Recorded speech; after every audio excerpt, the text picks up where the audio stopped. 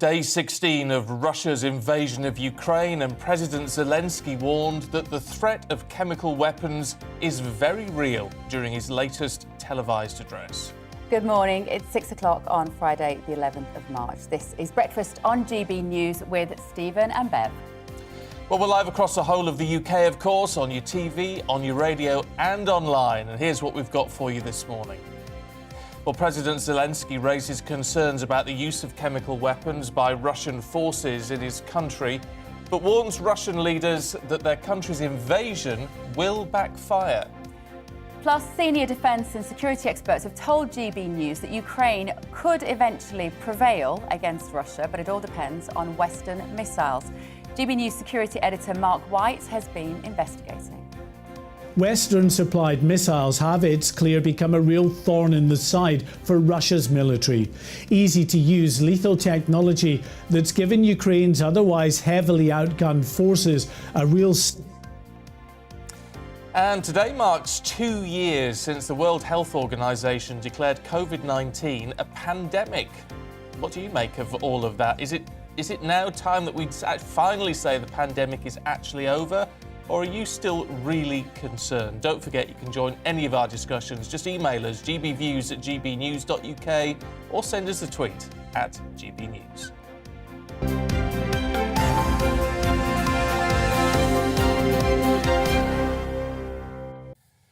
Well, morning to you. So, day 16 of Russia's invasion of Ukraine, and President Zelensky has denounced Russia, calling it a terrorist state in his latest video speech. This comes after accusations of Russian forces attacking a convoy of humanitarian aid for the besieged city of Mariupol. Well, Paul Hawkins is in Hungary, where more than 200,000 refugees have gone into the country so far. Paul, what is the very latest on the situation there? Yeah, the situation, morning Stephen, morning Bev, the situation in Hungary, I would say that the authorities have a pretty good handle on things at the moment. I mean, when refugees first started coming across the border, Hungary, with its kind of anti-refugee, anti-immigration stance, it only had two asylum processing system centres in the country, so it's had to get to grips with it. But the government has, to its credit, done pretty well. It's brought in a lot of charities, and this one behind us at Barabash is run by the Catholic charity Caritas. We're, a 20-minute walk from Ukraine, the border with Ukraine, which is just to my left. In fact, you can see over there, there's a bus just there waiting. That just shuttles backwards and forwards between the crossing, bringing refugees to the centre, who then have to make their onward journey. Very quiet town, Barabash. Only a few hundred people here, so mostly elderly, and it's been a little bit overwhelming for them at first, but the local community has adapted. So we're not actually going to take you in just yet this morning. Later on in the programme we'll take you inside, because people are still getting dressed, they're still sleeping, people do stay the night here. But we can speak to one person who's made the journey from Odessa. In fact, he's originally from Syria. His name is Mohammed. Mohammed, good morning, thank you for speaking to us. First of all, just tell us a little bit about your story, about coming from Odessa. From Odessa, I came from Odessa with the evacuation train to the city of Lviv.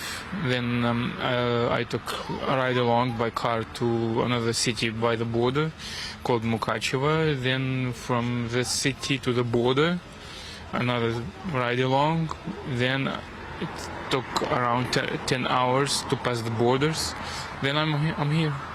So how long did that take Altogether, almost 36 hours. How do you feel? Altogether. A little tired. Yeah, I'm not surprised. And you travelled alone? Yes. Yeah. And what's the situation like in Odessa?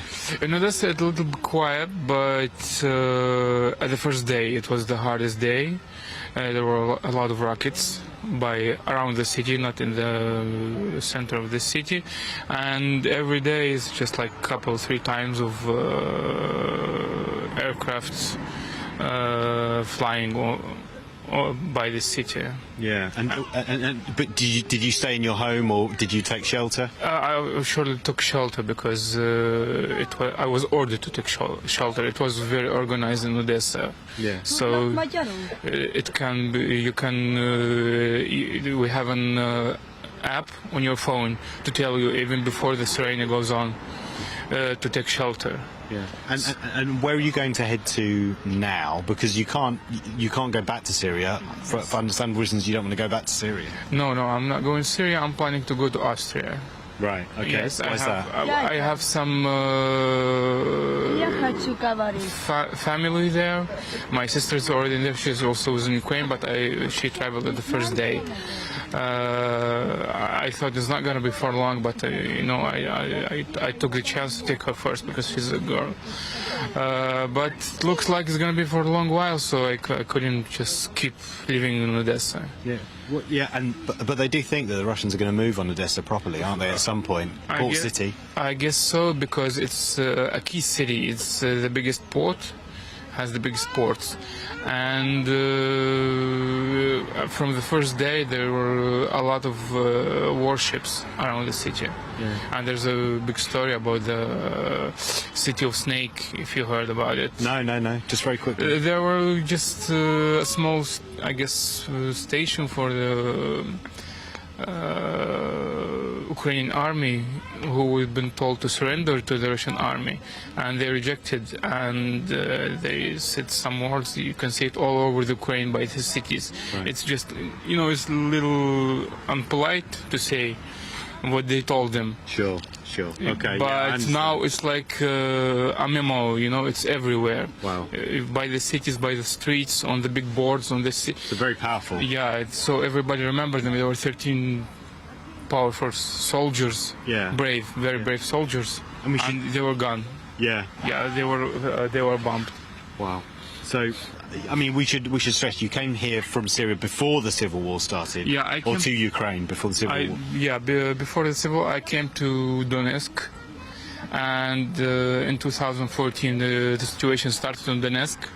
I also thought it's not gonna be for a long time, but it took, as you know, it's more than 8 years. I stayed there for 3 or 4 months, and then I decided to move to Odessa. I started from scratch again. But as you see, now you've got to start from scratch again. And you can't go back to Syria. I can't go back to Syria, and you can't go back to Donetsk. Yeah. And now you're here, and you can't really go back to Odessa. No, I'm not planning to. So, what do you make of that situation? You must be a pretty resilient man. Life experience, I can call it. Just like I just have to do what I have to do. Yeah. Okay. And a quick word on Vladimir Putin. Oh, it's like I don't know what's wrong with that man. I wish that, it's like, for me, the most important thing for me is to understand how he's thinking, what is his plans. Nobody knows his plans, but nobody knows what he's thinking of. So that's why, I guess, the whole mystery. Yeah. What does he need, It's like, why us, Yeah. Well, he says because, Ukraine historically a part of Russia, that there are Nazis running Ukraine. There's not such thing about Nazis in Ukraine. I'm the minority, and I was treated with respect all over Ukraine. I've never been discriminated in Ukraine. I've never been treated bad in Ukraine. Yeah. Good people, good environment. Everybody around me is like one of the family. Even my best friends are all in Ukraine. They even call me our black brother. But it's just some kind of funny. But I feel like a brother to them. Yeah. And in Hungary, you've been treated well so far? In Hungary, very good. The people here were very professional, and they're great people. They took care of us right away. Even they didn't let me take my bags from the bus, they take it for me. Wow. Okay. All right. Thank you for speaking to us, Mohammed. No really appreciate it. So that's kind of Mohammed's experience. I don't know what to say, really. Sometimes it's finding it hard. Inside there's a group of 30 students from for 5 days from Sumy. They're trying desperately to get a bus to Zahon, which is about an hour's drive from here, so they can train on to Budapest, and they're told that their government has arranged some transport for them, but they can't make that journey, and they're just sleep deprived. That's why we didn't go in there today. There are people getting dressed, people sleeping. They didn't really want to talk to us right now, and you can understand why, so that's why we're staying out here for now, but we will show you inside a little bit later on. Yeah. OK, look, Paul, for now, thank you. Now, senior defence and security experts have told GB News that Ukraine could eventually prevail in its efforts to resist Russia's invasion if Ukrainian forces get enough Western-supplied missile systems. This comes as the UK Defence Secretary revealed Britain was now examining new ways of sending cutting-edge anti-aircraft missile system to Ukraine. Well, our security editor Mark White has been examining the various anti-tank and anti-air systems already being sent across the Ukrainian border and their apparent effectiveness on the battlefield. Western-supplied missiles have, it's clear, become a real thorn in the side for Russia's military. Easy-to-use lethal technology that's given Ukraine's otherwise heavily outgunned forces a real sting in their tail and helped slow Russian advances. Defence intelligence sources say more than 20,000 anti-tank and anti-air missiles have now been supplied to Ukraine. This includes 3,615 UK missiles so far, with more on the way. In fact, the UK was the first Western country to supply and train Ukrainian forces in the use of the NLAW anti-tank shoulder launch system, handing over 2,000 missiles long before Russia invaded. They are highly effective line-of-sight weapons. Some of these people literally are straight out of the office. I mean, they've got no military training. And so actually having a weapon that is easy to use is brilliant. But for many of these people, that firing that weapon will be the first military act of their life. The UK will also supply some Javelin anti-tank missiles, along with the 1,000 supplied by the US and some other nations. The high explosive warhead has a much further effective range than the NLAW. The US has supplied more than 2,000 Stinger anti-aircraft missiles, with Germany sending a further 500 Stingers. But Ukraine says it's desperate for more. That's prompted the UK to announce it's now examining how to send some of its stock of Starstreak anti-air missiles to Ukraine. That system, which can be mounted on vehicles or even handheld, can propel a missile at 4 times the speed of sound and reach an altitude of 4 miles. The difference between the Stinger and the Starstreak is the Stinger chases the tail of an aeroplane. It homes in on the infrared signature primarily from the engine exhaust. With Starstreak, you can meet the threat head on. The Ukrainians have claimed their forces have been able to destroy more than 300 tanks, thanks mainly to Western-supplied missiles. And they also claim to have shot down around 50 Russian jets. We have no way of independently verifying those claims. There will be no compromise on the part of the Russians. They will be beaten by the Ukrainians, which is why the missiles are so important, because those are the tools that they need to actually to do the business. I don't think Russia quite understands the trouble it's in. Well, 14 countries have supplied missiles to Ukraine, and despite Russia's objections, they're continuing to smuggle many more over the Ukrainian border.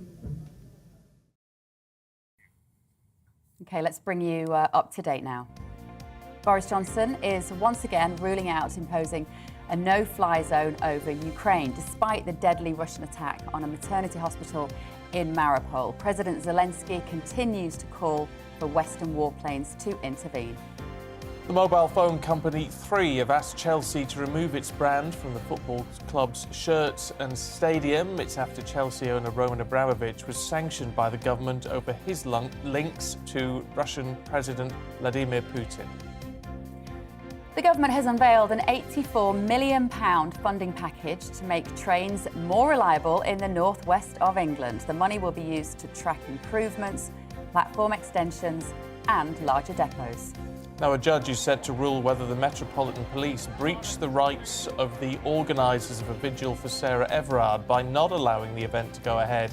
A spontaneous vigil took place instead, and the force was heavily criticised for the way that was policed. The American actor Jussie Smollett, who starred in Empire, has been jailed for 150 days for faking a racist and homophobic attack on himself.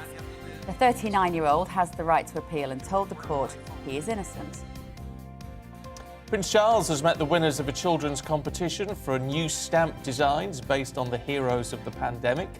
The winning 8 designs, chosen from more than 600,000 entries, feature Captain Sir Tom Moore, NHS workers, a scientist and a delivery driver.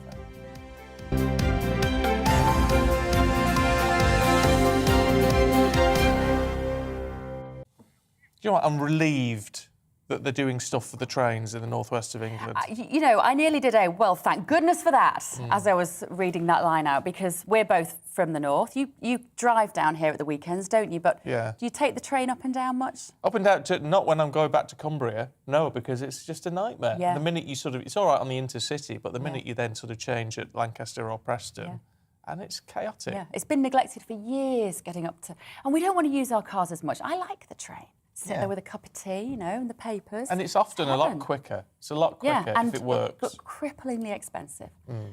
It's very expensive, and it's just the coordination. But you can spend an hour waiting at Lancaster for the connecting train. And absolutely. So it's terrible. 84 million quid from the government to cut delays and improve rolling stock and all that sort of thing. So let's hope they get it right. Yeah, let's hope it makes a big difference. We shall see anyway. Now, coming up, 2 years from the start of the pandemic. Can you believe that? We're going to be asking whether we're all in the clear. But first, the weather. Good morning, I'm Helen Roberts. Quite a lot of cloud in the forecast for today, with some outbreaks of rain at times, and it will be a windy day. Having said that, quite mild for this time of year. Now, at the moment, high pressure across the continent is blocking these weather fronts from making much progress. That's the reason for the clouds that we've got at the moment, and in fact for the next few days as well. So this is how it's looking today. Cloudy skies for most, a little brightness first thing for some far eastern parts of the country. But this band of rain will gradually make its way northwards as the day progresses, and there are likely to be some quite heavy bursts of rain along this weather front. Following on behind from the southwest as the day goes on, turning to a mixture of sunshine and showers, so a better chance of seeing some brighter spells. But those showers, again, will be on the heavy side at times, perhaps even the odd rumble of thunder mixed in. And those showers continue to push their way north and eastwards as the evening and night wear on. Still quite a lot of cloud in the skies though, so once again it won't be a particularly cold night. Temperatures a good few degrees above average for this time of year and no frost in sight.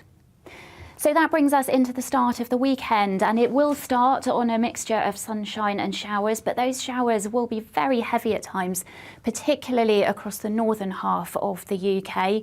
Again, the odd rumble of thunder is possible. Meanwhile, further south, those showers tending to fade away, so a better chance of seeing some sunny spells and some drier weather. But that's before this next area of low pressure arrives into the far southwest later in the day on Saturday. Again, temperatures above average, and it will be another fairly breezy day for most. Now, as we head through the rest of the weekend, Sunday is looking like a very wet and windy day for most of us, particularly strong winds in the northwest of the country, but quieter on Monday.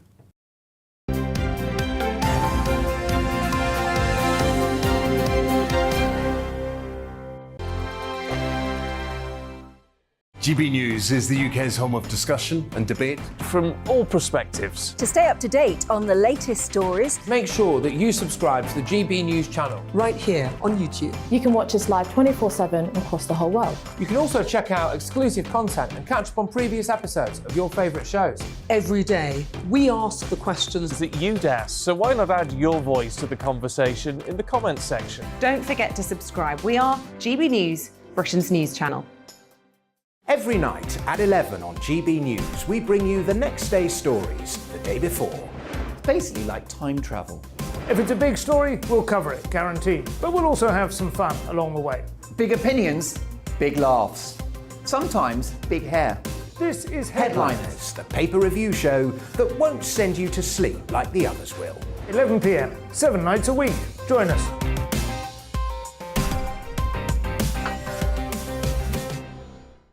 Hello there, I'm Eamon Holmes. And I'm Isabel Webster. And we hope you can join us for Breakfast with Eamon. And Isabel. You make me laugh out loud, belly laugh. Is that important first thing in the morning? Yeah, absolutely. And there's me trying to be deadly serious. News is a serious business. Yeah, I have to rein you in sometimes. Well, it doesn't stop us laughing at it. It doesn't stop us having an opinion on what's going on. Yeah. And it certainly will not stop us reflecting what you think. Weekdays from 6 to 9:30 on GB News. I'm Dan Wootton. Join me Monday to Thursday from 9 to 11 for the feistiest and most fun news debate on TV, where free speech reigns. I'll bring you a sharp take on the day's biggest stories, bombshell newsmaker interviews, and A-list guests. And I guarantee you, no spin, no bias, no censorship, and no reason to go to bed. That's Dan Wootton Tonight, Monday to Thursdays from 9 on GB News.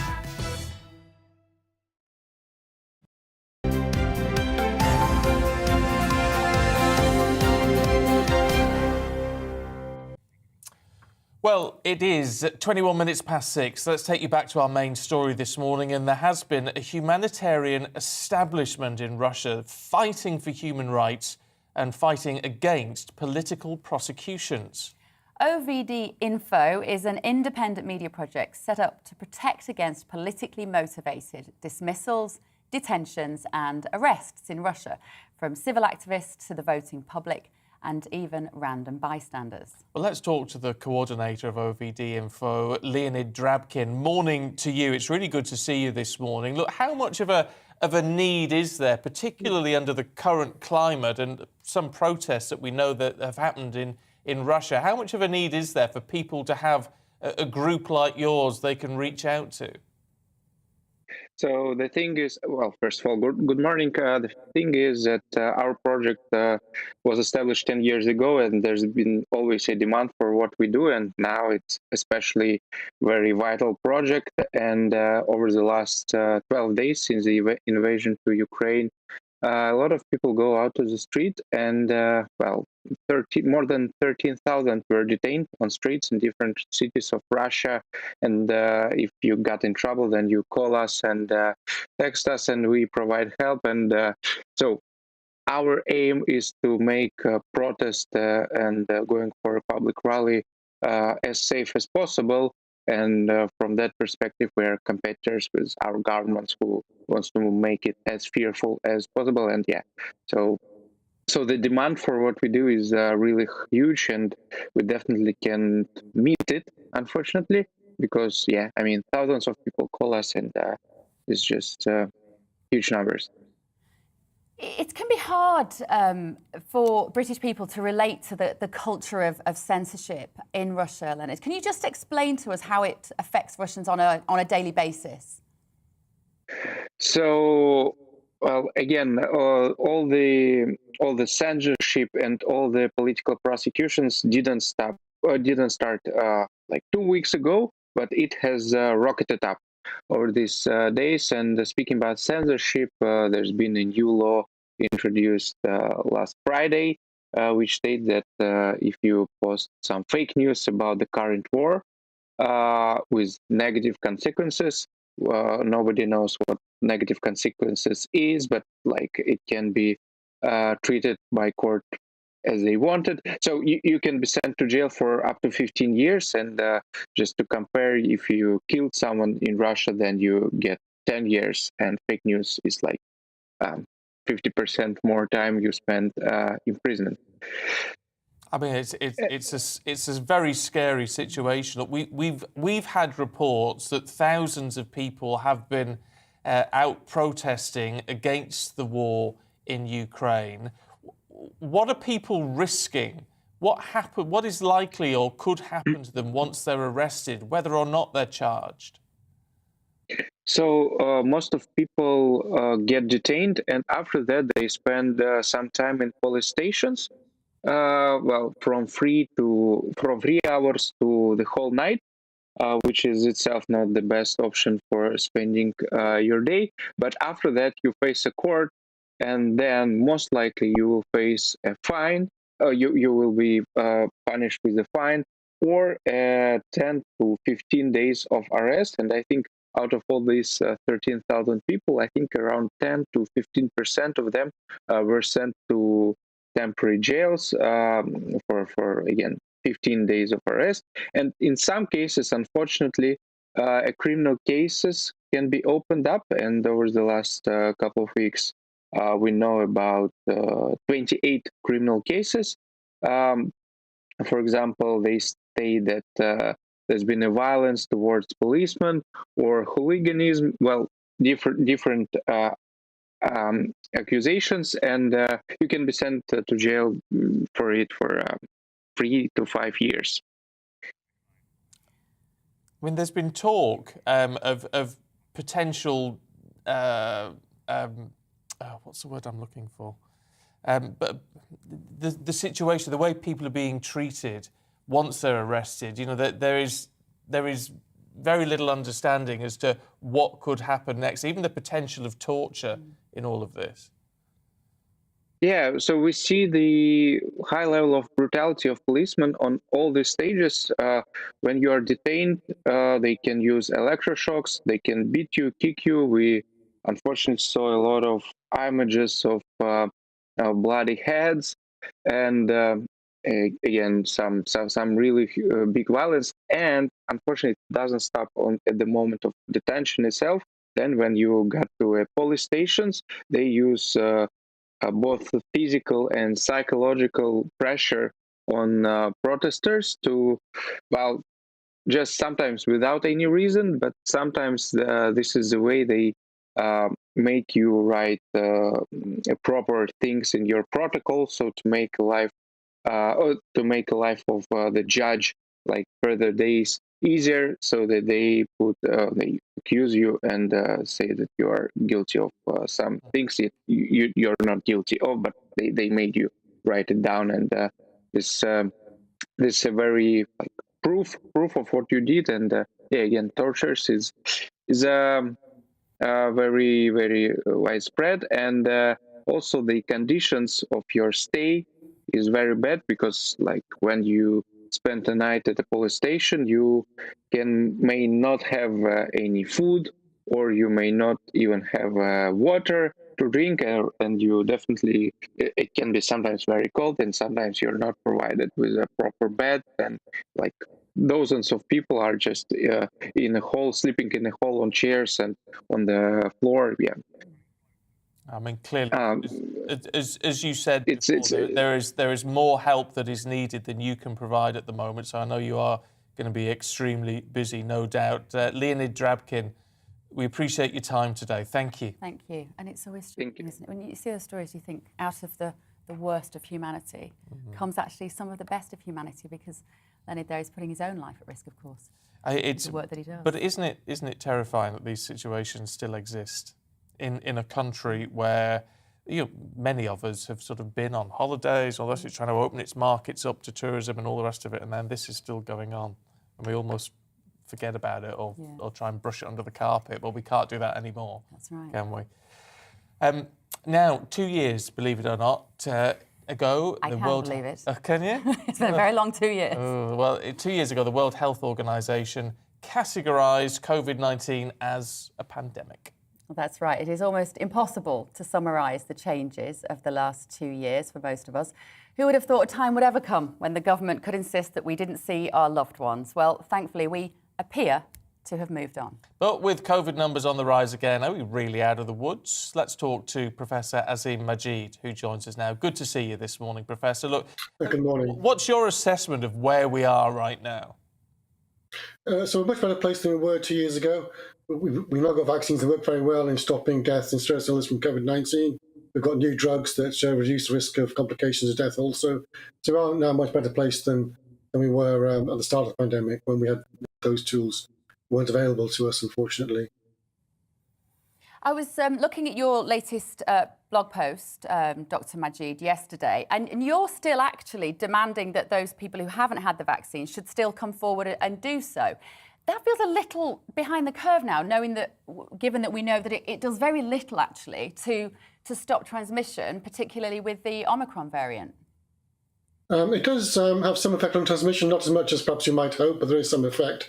But its main effect is in stopping serious cases. So vaccines do really reduce risk of serious illness and death quite substantially. And it's really vaccines that have allowed us to relax measures that we've had in place for the past 2 years. So, so I would say to people, if you're not vaccinated, come forward for your vaccines. There are appointments available across the NHS all over the UK. So you take that offer up if you're not vaccinated.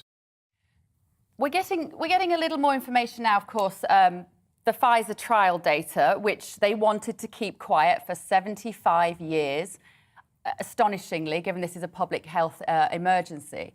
And they were forced to release those documents, as you'll know, with the Freedom of Information Act. And have you had a look at those documents, and particularly the number of adverse reactions and deaths within the first 3 months of the rollout? Because it does make for quite shocking reading.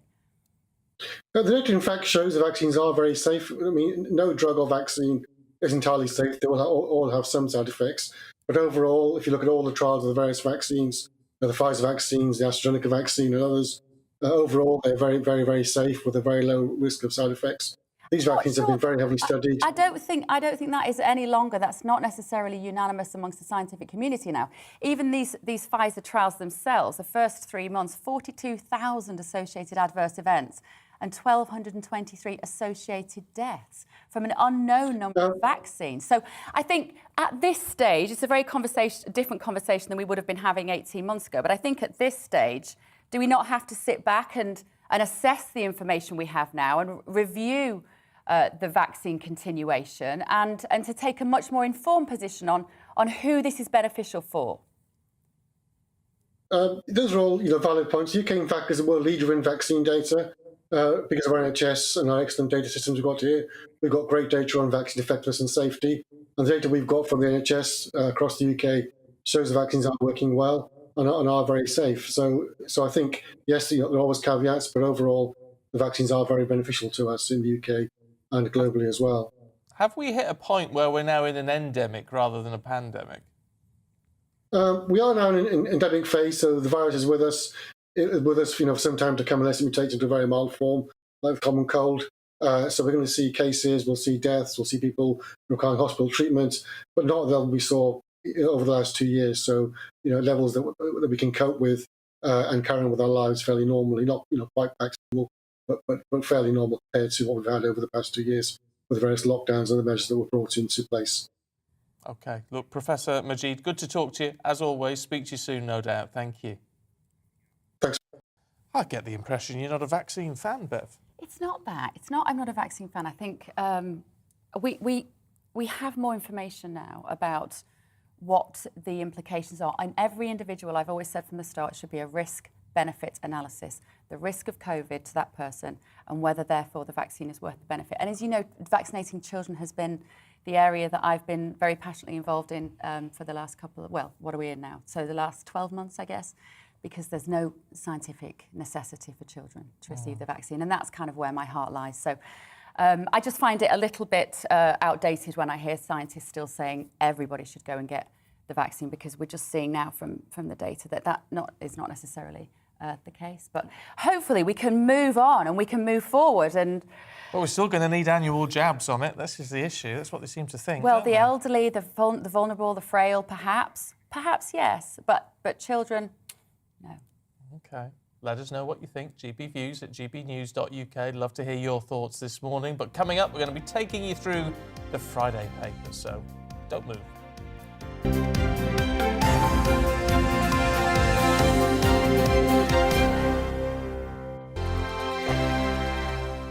GB News is the UK's home of discussion and debate from all perspectives. To stay up to date on the latest stories, make sure that you subscribe to the GB News channel right here on YouTube. You can watch us live 24/7 across the whole world. You can also check out exclusive content and catch up on previous episodes of your favourite shows.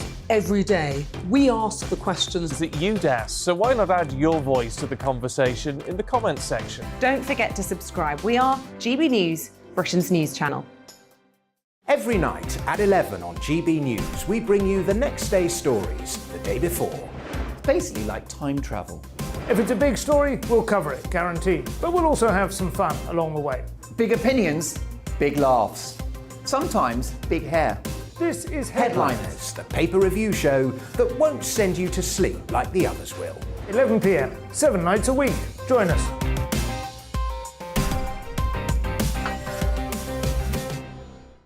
Hello there, I'm Eamon Holmes. And I'm Isabel Webster. And we hope you can join us for Breakfast with Eamon. And Isabel. You make me laugh out loud, belly laugh. Is that important first thing in the morning? Yeah, absolutely. And there's me trying to be deadly serious. News is a serious business. Yeah, I have to rein you in sometimes. Well, it doesn't stop us laughing at it. It doesn't stop us having an opinion on what's going on. Yeah. And it certainly will not stop us reflecting what you think. Weekdays from 6 to 9:30 on GB News. I'm Dan Wootton. Join me Monday to Thursday from 9 to 11 for the feistiest and most fun news debate on TV, where free speech reigns. I'll bring you a sharp take on the day's biggest stories, bombshell newsmaker interviews, and A-list guests. And I guarantee you, no spin, no bias, no censorship, and no reason to go to bed. That's Dan Wootton tonight, Monday to Thursdays from 9 on GB News.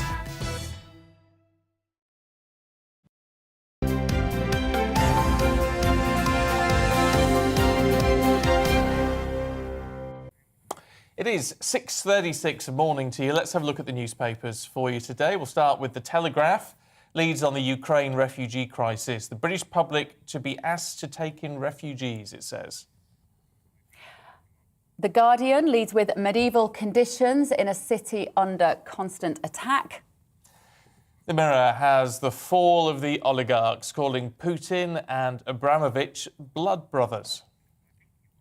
The Times has gone with how the UK is the first country to sanction Abramovich. And the Daily Mail has Britain's biggest refugee crisis since the war.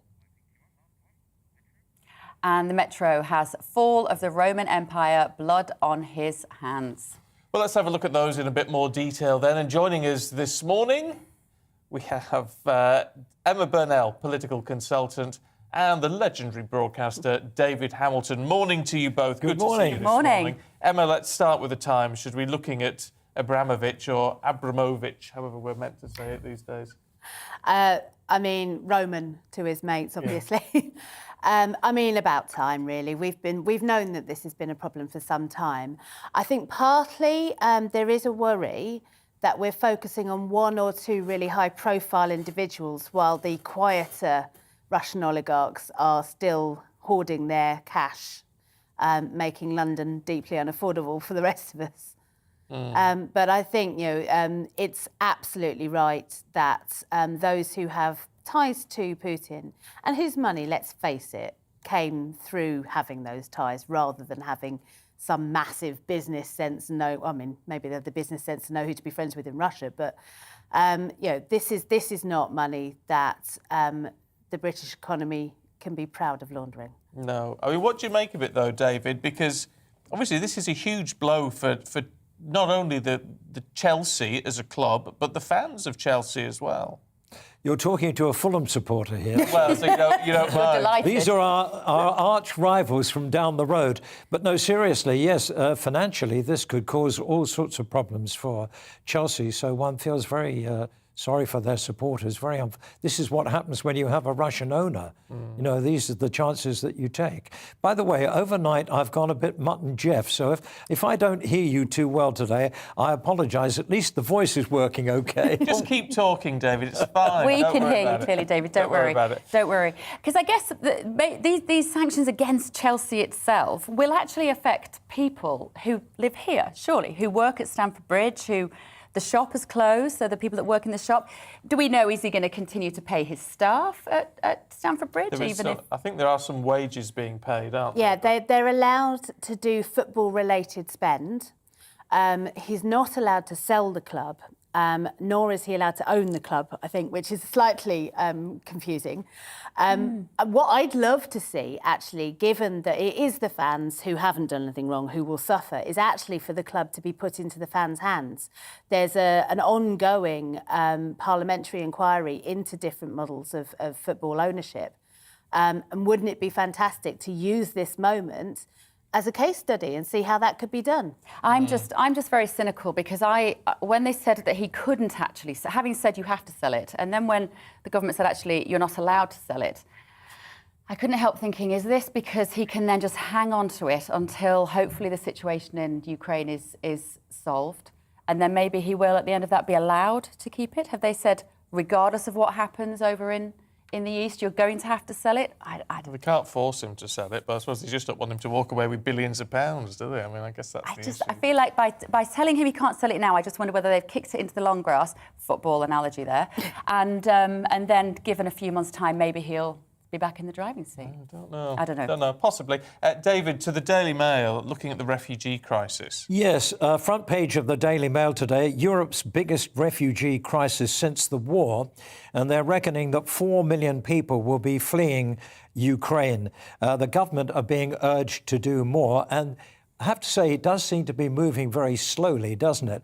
But obviously they have to be very careful that there are no Russians who are infiltrating and coming into this country, as it were, through the back door. So once again, it's a very complex situation. Do you think it's right that the government's being as criticised as it is? And there's comparisons being made to say what is happening on Poland, where they've taken in more than 1 million people. But I guess we're in very different situations to a country that is on the border. Yes. I think the point is that most of the people, Ukrainians who want to come here have families here anyway. And so it's not going to be that many people, although we're talking about 4 million, very few of those will actually be wanting to come here. So... But yeah, it is once again a very complex issue, isn't it? Yeah, it is. Can we talk cost of living? But I'm happy to talk about it because I got an email 2 days ago saying that my £100 a month for my one-person flat is now not enough for my energy company, and it's going up to 120. It's literally doubled since my original company went bust. And I was taken over, and I mean, I'm not on the breadline, but I'm not rich, and that is going to impact me. That hurts, and you see everything going up and up and up in cost.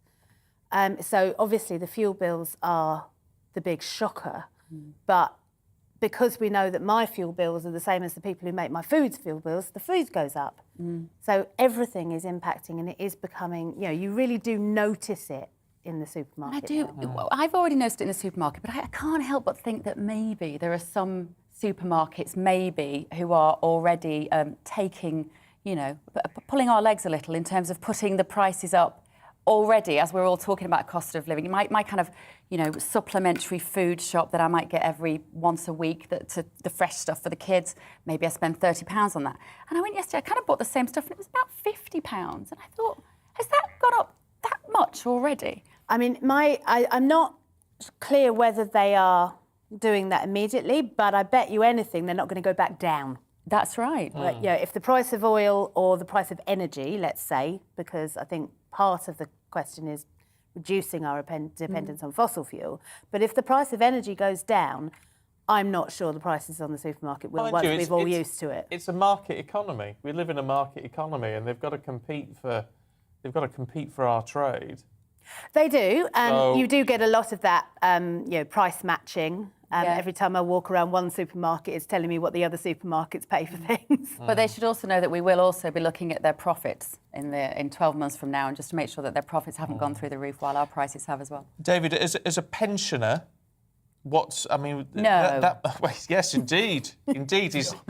Keep going. No, I heard that. It's not as young as suddenly my hearing's come back. Selective hearing, David. Can I just say something? I was actually alive during the Second World War, and I was too young to remember much about it. But my father fought in the British Army in Italy. He was shot, and he remembered it very well.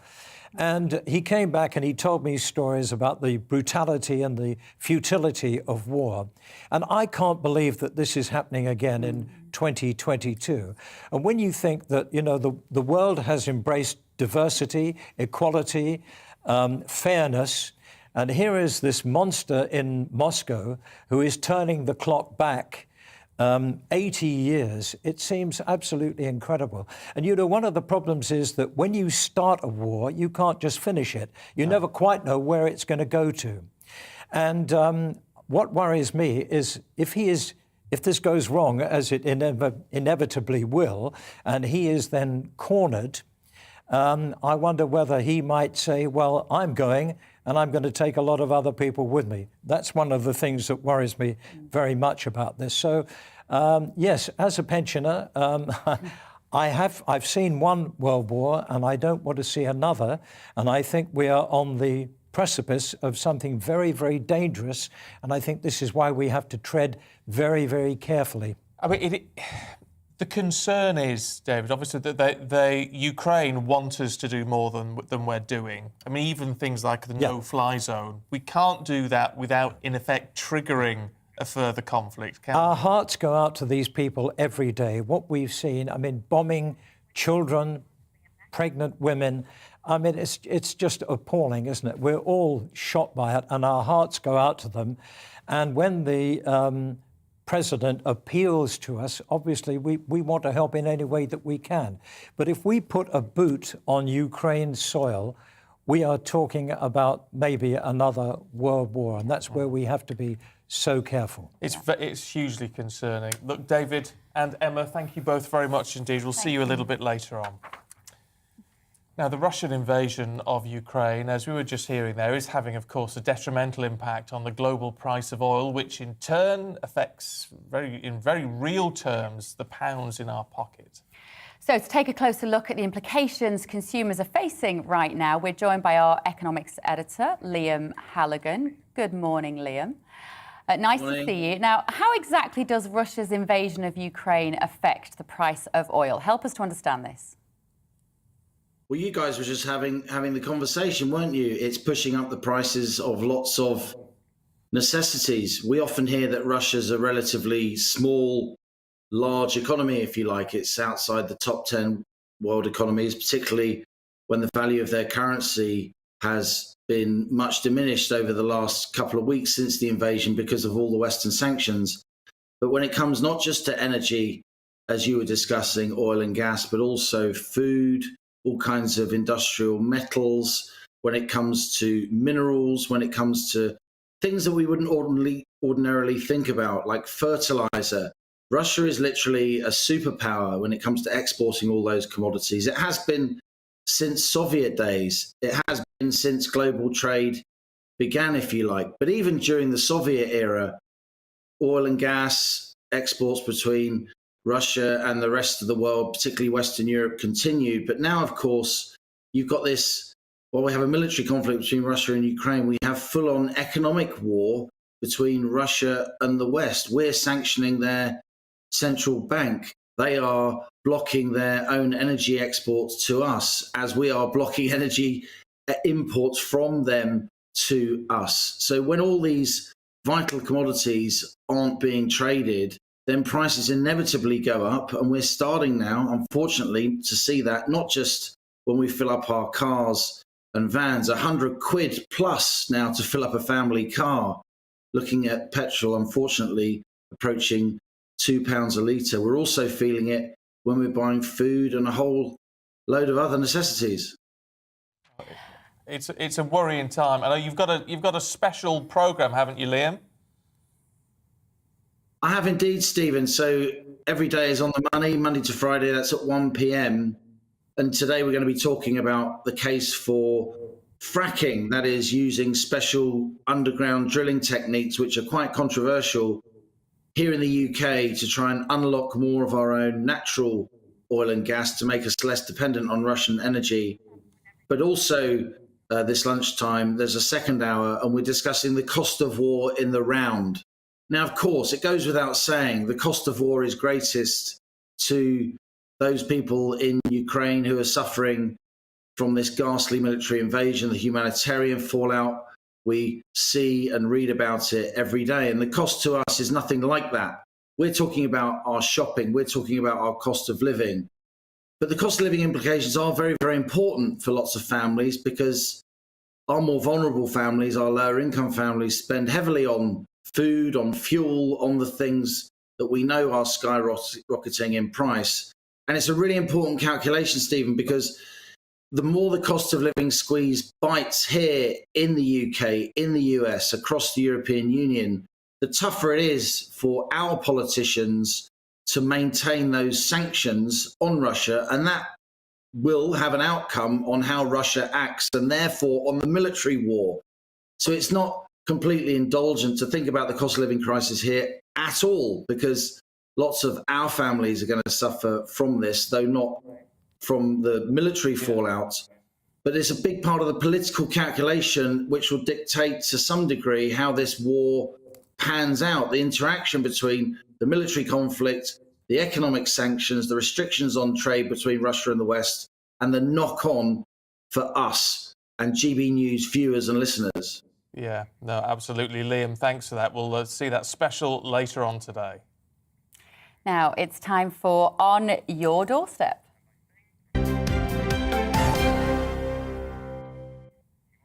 So let's cross over to our GB News reporter, Davey Donaldson.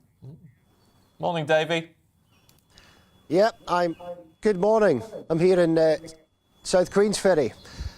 So, yeah, South Queensferry, not a coastal town next to the bridges, the Queensferry Crossing and the Forth Rail Bridge. So, we're outside a business here. I'm just going to pop in and see who I can find in here. So, but I have to say, before we even start that, we have to have a look at the view out here. Pretty incredible on the coast here in South Queensferry. So, let's see who we can speak to in here.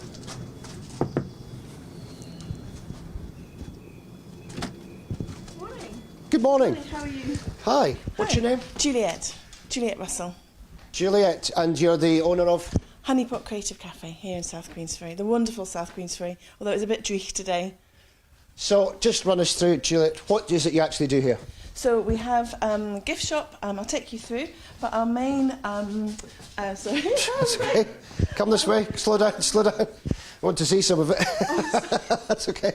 So just run us through what's here. Yeah, so we have a gift shop where we have a whole range of different local artists that sell their products, from homemade soaps in the Highlands and lovely local soaps in North Queensferry, glass that we make here in the studio, honey, all sorts of things. So hopefully something for everybody, as well as arts and craft materials. I'm interested to see what's over here as well, because there's nice stuff here. Let's have a look. Here we are an arts and crafts ceramic shop, pottery painting shop, so you can come in, choose your pieces. Hopefully there's something for everybody. I think the youngest customer we've ever had was a 4-day-old baby who came in to do little clay handprints. We have dogs as well coming in to get their paws captured in clay, and then you choose your pieces. We have 2 big kilns in one of the back rooms, and then people paint them, we glaze them, and then they're fired. And then all of the mugs, plates, bowls, teapots are all perfectly workable, usable pieces of pottery, as well as decorative things too. So yeah, we do that, and we do lots of workshops for adults and children, and holiday classes, and something for everyone, I hope. One piece has just caught my eye here. I'm just going to have to go and have a look at this. Yes. This dragon. Yes. Is impressive. He's very popular. Dragons we cannot actually keep on the shelf, long enough. Dragons for whatever, and dragon eggs. Dragon eggs are always. Oh, dragon eggs as well. Dragon eggs are always very popular. So yeah. Excellent. And what's it been like, during the pandemic, with your business? Like for every small business, it's been quite challenging. We had a very difficult 2 years where, obviously numbers were restricted, but we're still here. It's been tough. I have a very loyal customer base, so we were able to change the business a bit and offer takeaway kits and workshops that way, which kept us going, and we're here, so that's all good. Obviously, we've now got another challenge coming up going forward, but I think you just have to adapt and be flexible and try and deliver what customers still want. So yeah, challenging times. I mean, that is the real challenge at the moment, because of the cost of living's rising, and that's going to impact on all businesses, not just your own. Yes, absolutely. I think it's a worrying time. We thought we were now hopefully onto a good year, that things were settling down, people were out and about, feeling more confident. Obviously, that isn't quite the case, and then we've now got looming, the impact of price increases, and certainly as a small business owner, and lots of the businesses in South Queensferry I know will be concerned about the impact and the the pinch that people feel in the pocket, and whether they can then come and spend, extra money. Because I appreciate, as much as I'm passionate about pottery painting, it's not, that doesn't feed you. It's lovely. It's great for mindfulness, and it's great to be creative. But it's not something that people will maybe prioritise. And I think a lot of businesses that are in hospitality, leisure, will probably be worrying about the impact. One bonus you've got here, of course, is this view, which is quite incredible, isn't it, really? I mean, you could not get a better place to be. I mean, we could just walk down here and have a little look. Yeah, let's have a little look down here and see what else, how we can get out here, if possible. I'll take you out here. Oh, brilliant. Thank you very much.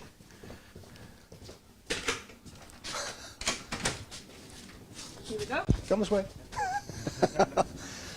So, yeah, I have to say, Juliet, OK, whatever impact the business have in terms of cost of living, you are lucky. You have this on your doorstep. We're very lucky. I mean, even on a weekday today, we have every shade of grey that you can imagine, but even whatever the weather, time of year, it's amazing to be underneath the UNESCO World Heritage Site. It doesn't feel like coming to work, so I've got it quite lucky. Yeah. Thank you very much, Juliet. There we go, on your doorstep from South Queensferry. Lovely stuff, Davey. How Thank lovely. you. I was just thinking Beautiful. that would be nice on a sunny day. Is it ever sunny there? No. Does it ever? Is it ever warm? Probably not, but there you go. No, there you go. OK, now stay with us here on GB News. Coming up, we'll bring you the very latest on that situation in Ukraine and the latest live from Hungary, taking in a lot of refugees. But first, here's your forecast. Good morning, I'm Helen Roberts. Quite a lot of cloud in the forecast for today, with some outbreaks of rain at times, and it will be a windy day. Having said that, quite mild for this time of year. Now, at the moment, high pressure across the continent is blocking these weather fronts from making much progress. That's the reason for the clouds that we've got at the moment, and in fact for the next few days as well. So this is how it's looking today. Cloudy skies for most, a little brightness first thing for some far eastern parts of the country. But this band of rain will gradually make its way northwards as the day progresses, and there are likely to be some quite heavy bursts of rain along this weather front. Following on behind from the southwest as the day goes on, turning to a mixture of sunshine and showers, so a better chance of seeing some brighter spells.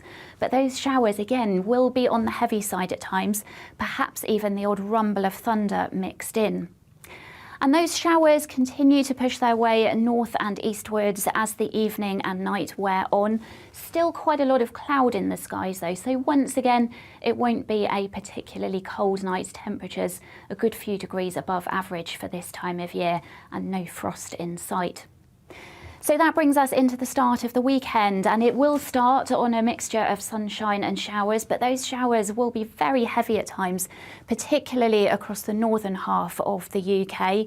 Again, the odd rumble of thunder is possible. Meanwhile, further south, those showers tending to fade away, so a better chance of seeing some sunny spells and some drier weather. But that's before this next area of low pressure arrives into the far southwest later in the day on Saturday. Again, temperatures above average, and it will be another fairly breezy day for most. Now, as we head through the rest of the weekend, Sunday is looking like a very wet and windy day for most of us, particularly strong winds in the northwest of the country, but quieter on Monday.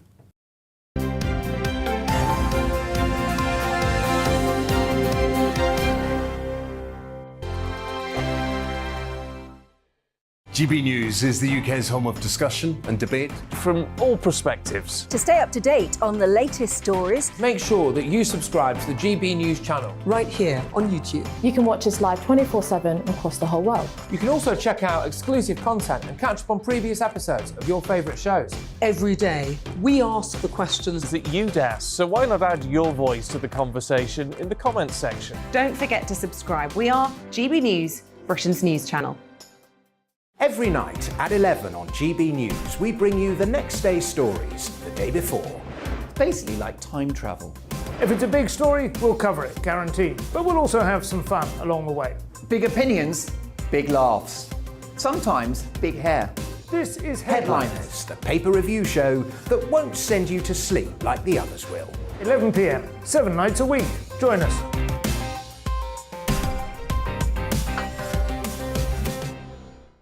Hello there, I'm Eamon Holmes. And I'm Isabel Webster. And we hope you can join us for Breakfast with Eamon and Isabel. You make me laugh out loud, belly laugh. Is that important first thing in the morning? Yeah, absolutely. And there's me trying to be deadly serious.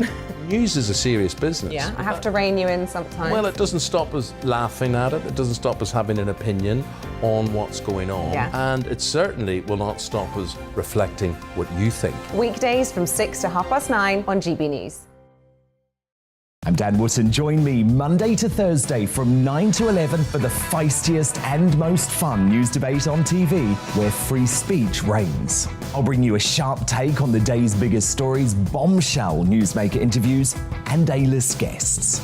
And I guarantee you, no spin, no bias, no censorship, and no reason to go to bed. That's Dan Wootton tonight, Monday to Thursdays from 9 on GB News.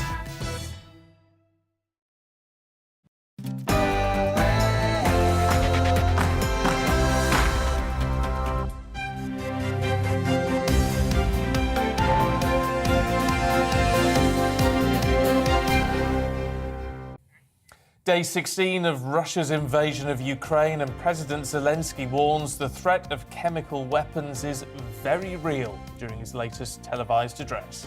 Good morning. It's 7 o'clock on Friday, the 11th of March. This is Breakfast on GB News with Stephen and Bev. Well, we're live across the whole of the UK, of course. We're on your TV, your radio and online. And this is what we've got for you today.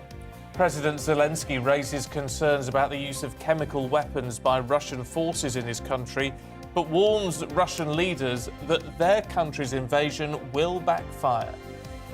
Senior defence and security experts have told GB News that Ukraine could eventually prevail against Russia, but it all depends, apparently, on Western missiles. GB News security editor Mark White has been investigating. Western-supplied missiles have, it's clear, become a real thorn in the side for Russia's military. Easy-to-use lethal technology that's given Ukraine's otherwise heavily outgunned forces a real sting in their tail. And today marks 2 years since the World Health Organization declared COVID-19 a pandemic. So where are we today as far as COVID is concerned? We'd love to hear your thoughts. Drop us an email, gbviews@gbnews.uk, or tweet us @gbnews.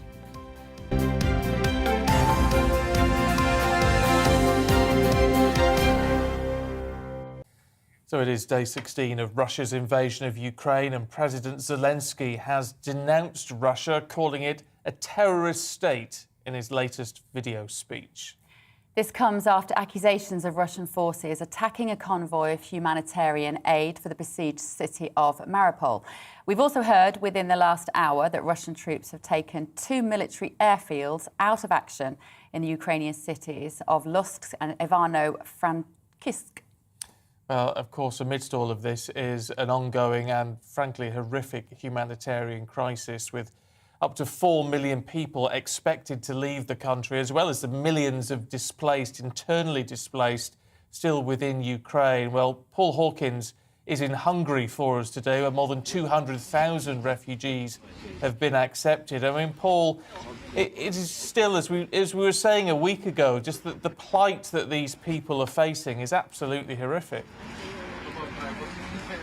Yeah, it is. It is. It's just been absolutely heartbreaking to hear about the stories and the families that have been split up, and the last goodbyes, the tears, the hugs, the emotion. It's been very moving, and it's nowhere near the end. It's nowhere near the end whatsoever, because it's clear that this conflict is going to go on for some time, and the UN reckons that 4 million refugees in total will leave Ukraine, but it could go up even more than that, and we're up to 2.2 million at the moment. So the vast majority of which have gone to Poland, as you say. About 213,000, according to the UN, have come here to Hungary.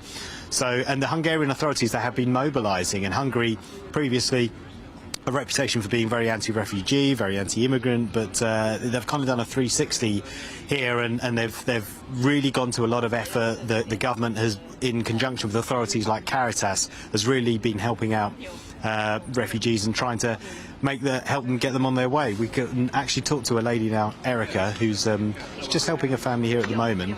But this is Erica, who works for Caritas. Erica, thank you for speaking to us. First of all, can you just show us the centre here at Barabas? Building, and the refugees came here, and when they came here, our volunteer staff welcomed them, and we go in the building with them and do some registering.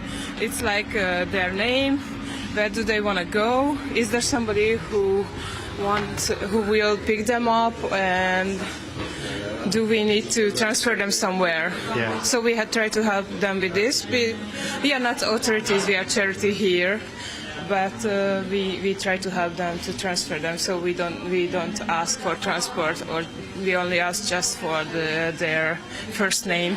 Yeah. How can we say their first name?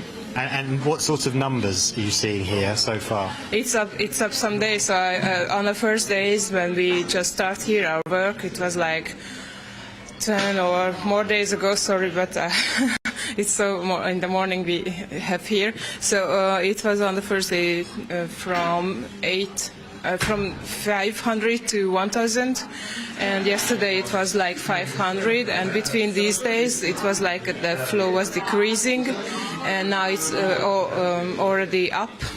So today we have here like at least 500 people who we have to help.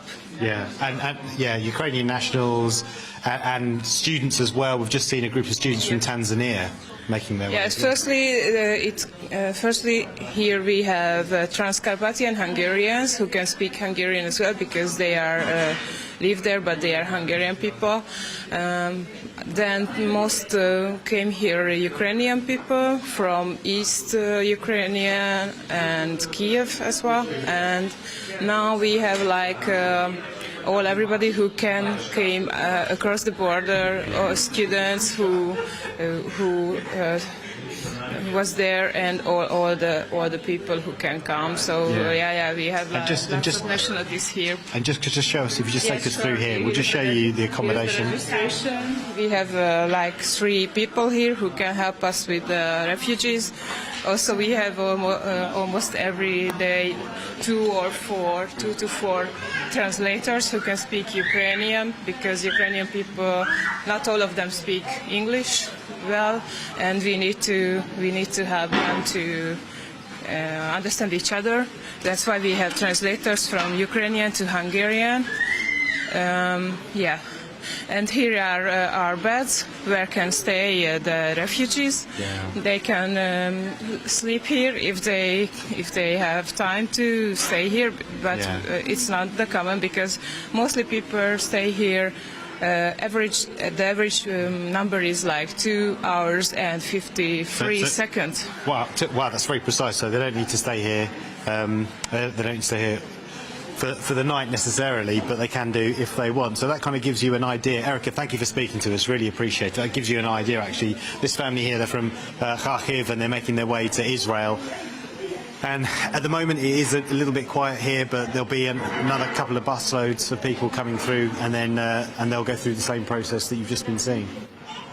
Okay, Paul, thank you. And do you know what? It's interesting because when Paul's talking, we become viewers as well, just seeing what he's doing, and you can see it etched on Paul's face actually, what he's seen over the past sort of week, 10 days or so.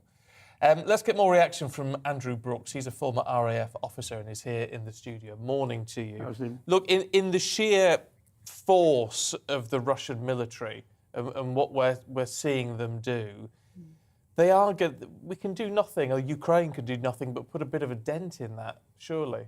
Well, it can hold them up sufficient for, if you like, them to stop. Now, that's a long shot, but let's start from the beginning. The Russians went in there thinking, quote, it's a walk in the park. And it wasn't a walk in the park. Their logistics have fallen down. Their troops are unhappy by the sound of it. And the Ukrainians are fighting valiantly. And the longer they do that, then, of course, the more the pressure's on Putin either to give up, which I don't think he's going to do, or, God forbid, make it more hard and go... Because that's what the Russians do. Whether it's Berlin, Grozny, they go in mob-handed, they flatten everything in sight. That's the fear, that they will do that, because the Ukrainians are so good at holding them up that all the Russians can do is up the ante. What are we seeing in terms of airspace? Because obviously there's been these constant calls for the West to enforce a no-fly zone, which we can't do at this stage. But also, I mean, a lot of reports saying, well, they're not really using the jets at the moment, the Russians. This is all missiles. And they're right. I think the Ukrainians, they've played a very good hand on the propaganda. Very little of these strikes on, dare I say, the maternity home are to do with aeroplanes. I mean, I heard the minister yesterday saying this was heavy shell artillery fire. But the Ukrainians are saying, no, it's bombs, come and help us, this is airplane. Evoking Coventry, evoking Guernica in the hope that Europe will come in and help them. I don't blame them one iota, but as you say, the Russians don't fly much apart from night. It's not them. They're flying artillery. That's what they do, artillery. And I'm afraid the no-fly zone isn't going to stop that. We've just heard in the last hour, actually, that Russia has taken 2 airfields in Ukraine. What will the impact of that be for the Ukrainian forces? Well, what they can do then is fly in their own troops. Instead of having to go down long roads and run out of petrol and things like that, they'll just fly their troops in transports. And that's always the point. You go forward, take an airfield, move forward, take another airfield, move forward, and then you bring your logistics in by air and your special forces. And the more they do that, the more they bring their force forward to Kiev, as I'd say, Kiev, whatever it is now. And eventually it will fall because they will crush that city by going round it, capturing every airfield around it and bringing their forces in mob-handed. Do you think it is inevitable that Ukraine as a country will fall, even if they can't hold on to it? Well, they're stealing all the ports at present. Eventually they'll do all that, and then Ukraine will be a landlocked nation. How is it going to export all its grain for which it relies? It's going to be a trapped place. Now, what does it do at that stage? Because Putin just wants to make a sort of Vichy France out of it, put a sort of puppet in charge and neutralise it. But once they lose their ability to export, then as a country, they really are vulnerable to whatever pressure Russia puts on them. OK. Wing Commander Brooks, we've got to leave it there. Good to talk to you this morning. Thank you. Welcome. OK, let's bring you up to date with the full headlines. And the UN Security Council will meet today at Russia's request. It follows claims by Moscow that the US is developing military biological weapons in Ukraine. The Biden administration says the accusation is preposterous. The government is going to ask Britons to open their homes to refugees fleeing the conflict in Ukraine. Levelling Up Secretary Michael Gove will unveil details of sponsored routes for Ukrainians without existing family ties here to find somewhere to stay. China says it's been under continuous cyber attacks since February. The state-run news agency Xinhua says most of the attacks originated in the United States. The hackers took control of computers in China to target Russia, Ukraine and Belarus. The government has unveiled an £84 million funding package to make trains more reliable in the northwest of England. The money will be used for track improvements, platform extensions and larger depots. The American actor Jussie Smollett, who starred in Empire, has been jailed for 150 days for faking a racist and homophobic attack on himself. The 39-year-old has the right to appeal and told the court that he is innocent.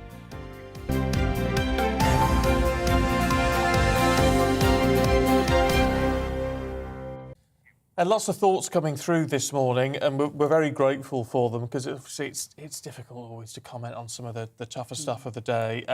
But Ian makes a really good point. Morning to you, Ian. He says, I stand in solidarity with the people of Ukraine, but also the people of Russia. They've been lied to by their government for decades, and they are not to blame for this war. And I think it's interesting that a lot of people are trying to make the distinction between Russia, the Russian people, and the president and those closest around him who are pushing ahead with this. And of course, I've got to say, a lot of Russian people don't actually know what is going on because they're just not being told. That's right. Absolutely. And they haven't got access to a lot of the information. And also a quick one from Lucy.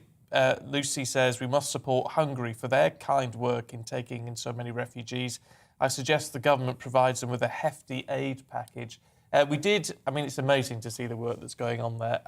I can't quote the number exactly, but the government did announce something around 150, 180 million pounds in aid. I don't know if it was going to Hungary, but going to some of those border countries. So there's a lot of aid going out there from the UK, but it is going to be needed, isn't it? It really is. It is. And also, I don't know about you, but where I live, there are lots of charity shops now and town halls and schools who are having huge collections from the British people taking. I saw a pile of nappies that was 10 feet high outside one of the shops yesterday. So well done, everybody who's contributing. Yeah.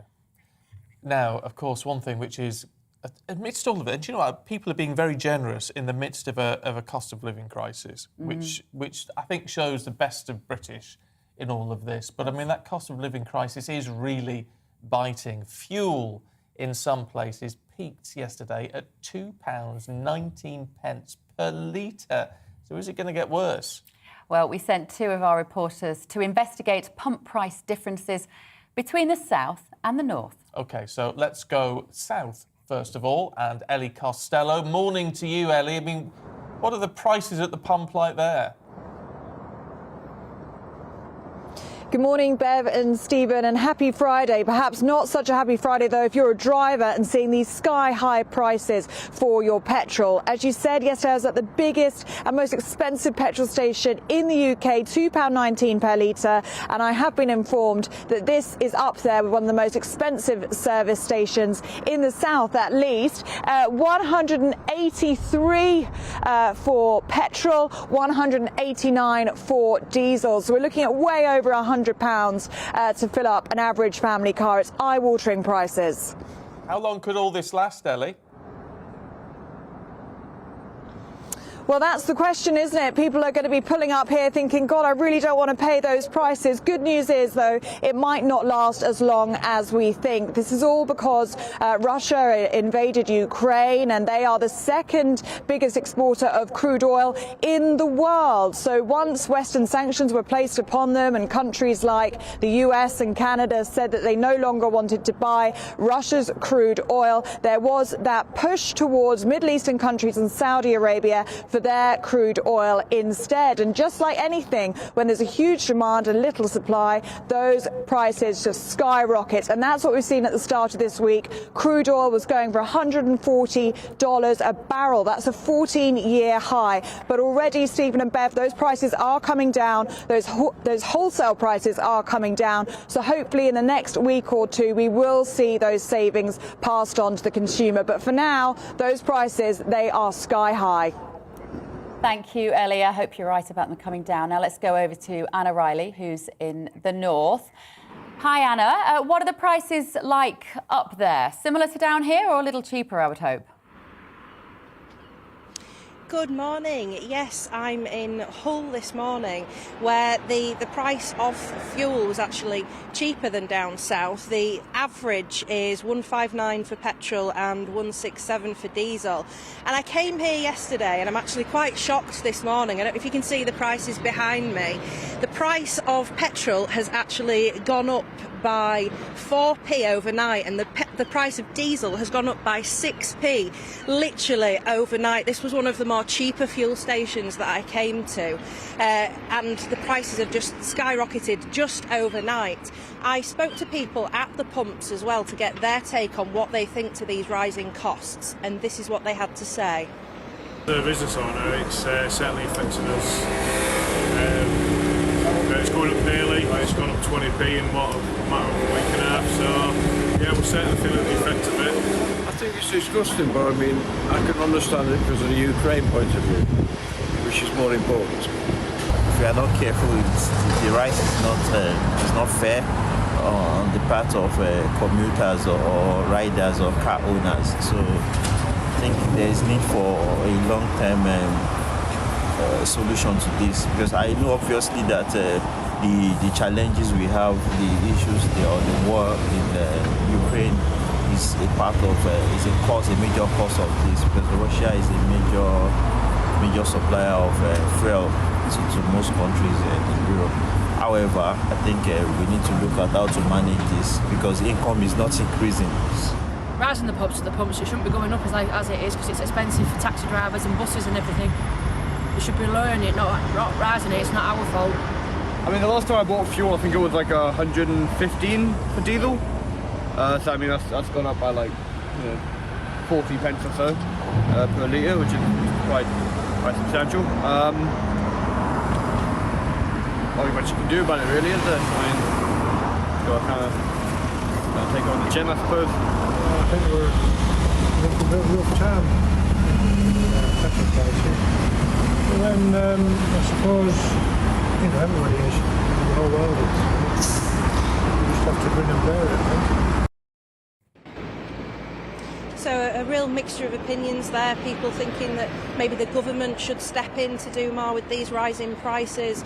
Other people there, like that last person at the end, saying just grin and bear it. But it is going to be difficult. We've mentioned the rising cost of living. You know, our energy prices are going up next month. We can already see our fuel bills rising and food bills. So the fuel going up, it's just going to add even more. It's going to be around £85 at these prices here to fill an average family car with petrol, and more than £90 to fill it with diesel. So we really are seeing these prices going up.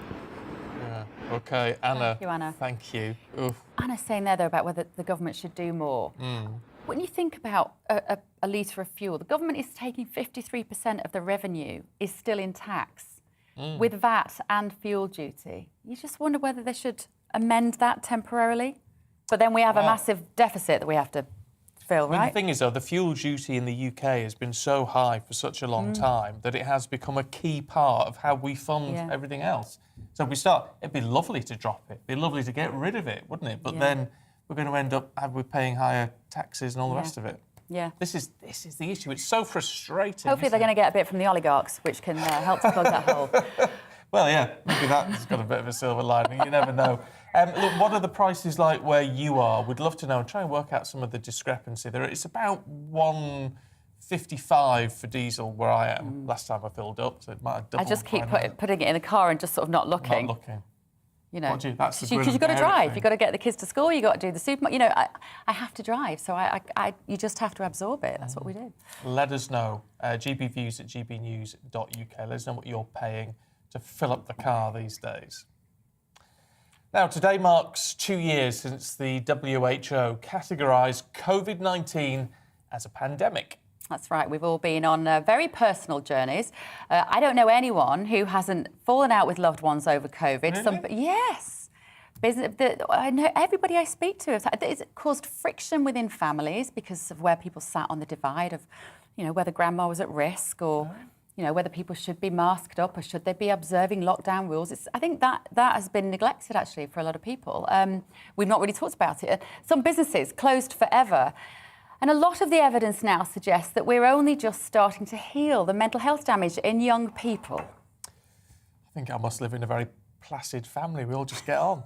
But with COVID numbers on the rise again, where are we in terms of the pandemic? Is it even a pandemic anymore? Let's talk to Professor Andrew Preston. Morning to you. I mean, part of the problem here is when we talk about numbers, that is in itself very difficult, isn't it? Because, of course, we're not doing as many tests, so those numbers inevitably are going to, in some respects, go down. Yeah, I think we've moved away from maybe that sort of daily reporting with sort of micro-analysis of every little change in those numbers, and we're now much more reliant on the sort of behind-the-scenes surveillance, such as React One. But I think, perhaps as you were alluding to, people's attitude to it has changed enormously over the last couple of months. Clearly, Ukraine has pushed it quite rightly, well off the top of the news agenda. And so that does make it feel for many people as if it has sort of receded and perhaps ended. And so I think we're into a period now of adjustment as we sort of each person works out how they're going to deal with the remaining level of risk that's still out there from COVID and how people feel about it. Do you think that, given autumn, we will have a usual kind of respiratory increase in viruses as we do every year as the weather gets cold towards the end of 2022? Do you see us revisiting this in terms of it being a major news story again? Are we ever going to have lockdowns, do you think?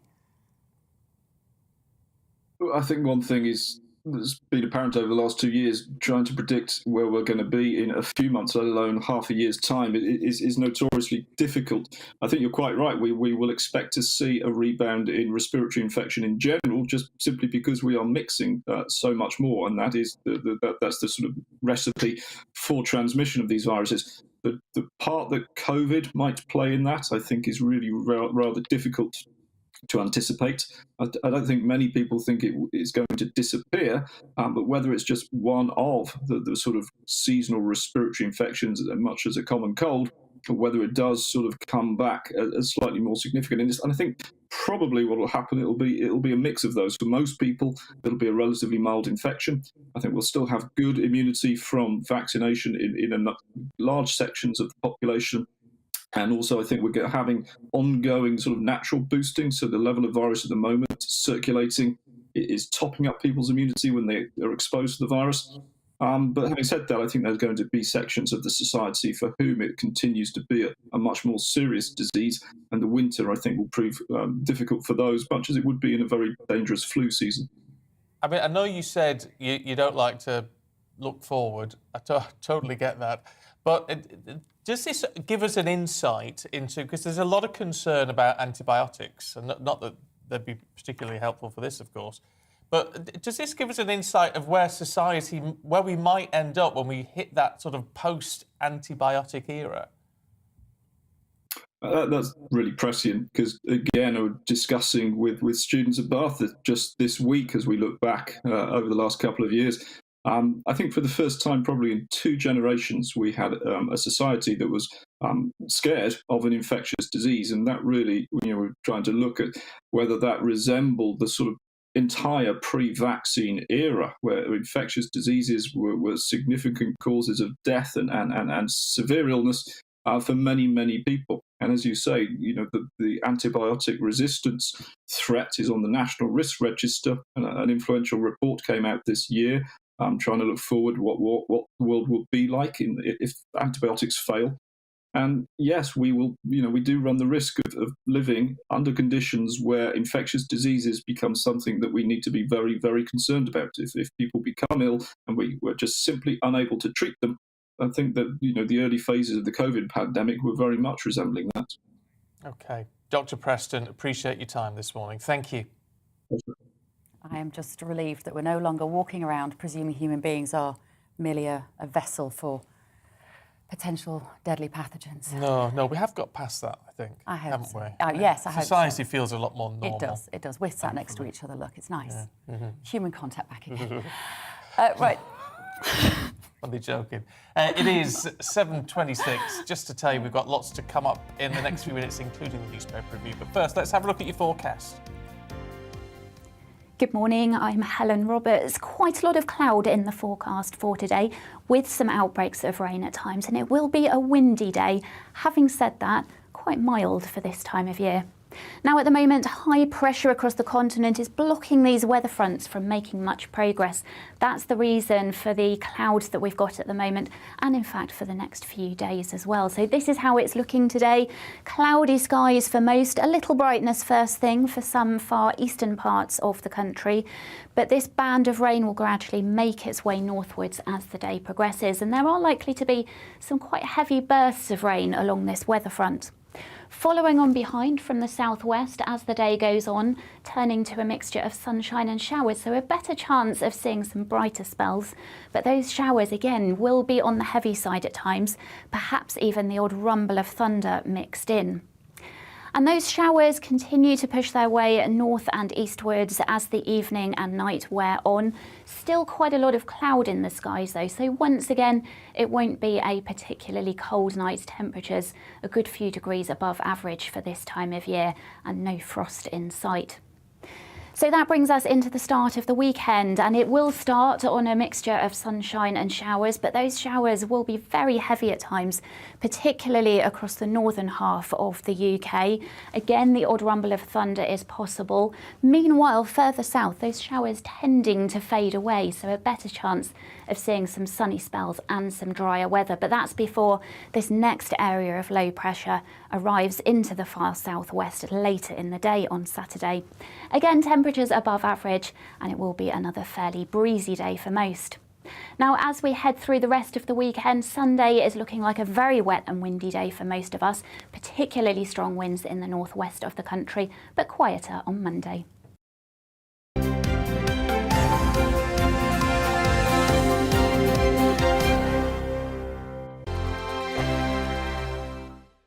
GB News is the UK's home of discussion and debate from all perspectives. To stay up to date on the latest stories, make sure that you subscribe to the GB News channel right here on YouTube. You can watch us live 24/7 across the whole world. You can also check out exclusive content and catch up on previous episodes of your favourite shows. Every day, we ask the questions that you'd ask, so why not add your voice to the conversation in the comments section? Don't forget to subscribe. We are GB News, Britain's news channel. Every night at 11 on GB News, we bring you the next day's stories the day before. It's basically like time travel. If it's a big story, we'll cover it, guaranteed. But we'll also have some fun along the way. Big opinions, big laughs. Sometimes big hair. This is Headliners, the paper review show that won't send you to sleep like the others will. 11 p.m, 7 nights a week. Join us.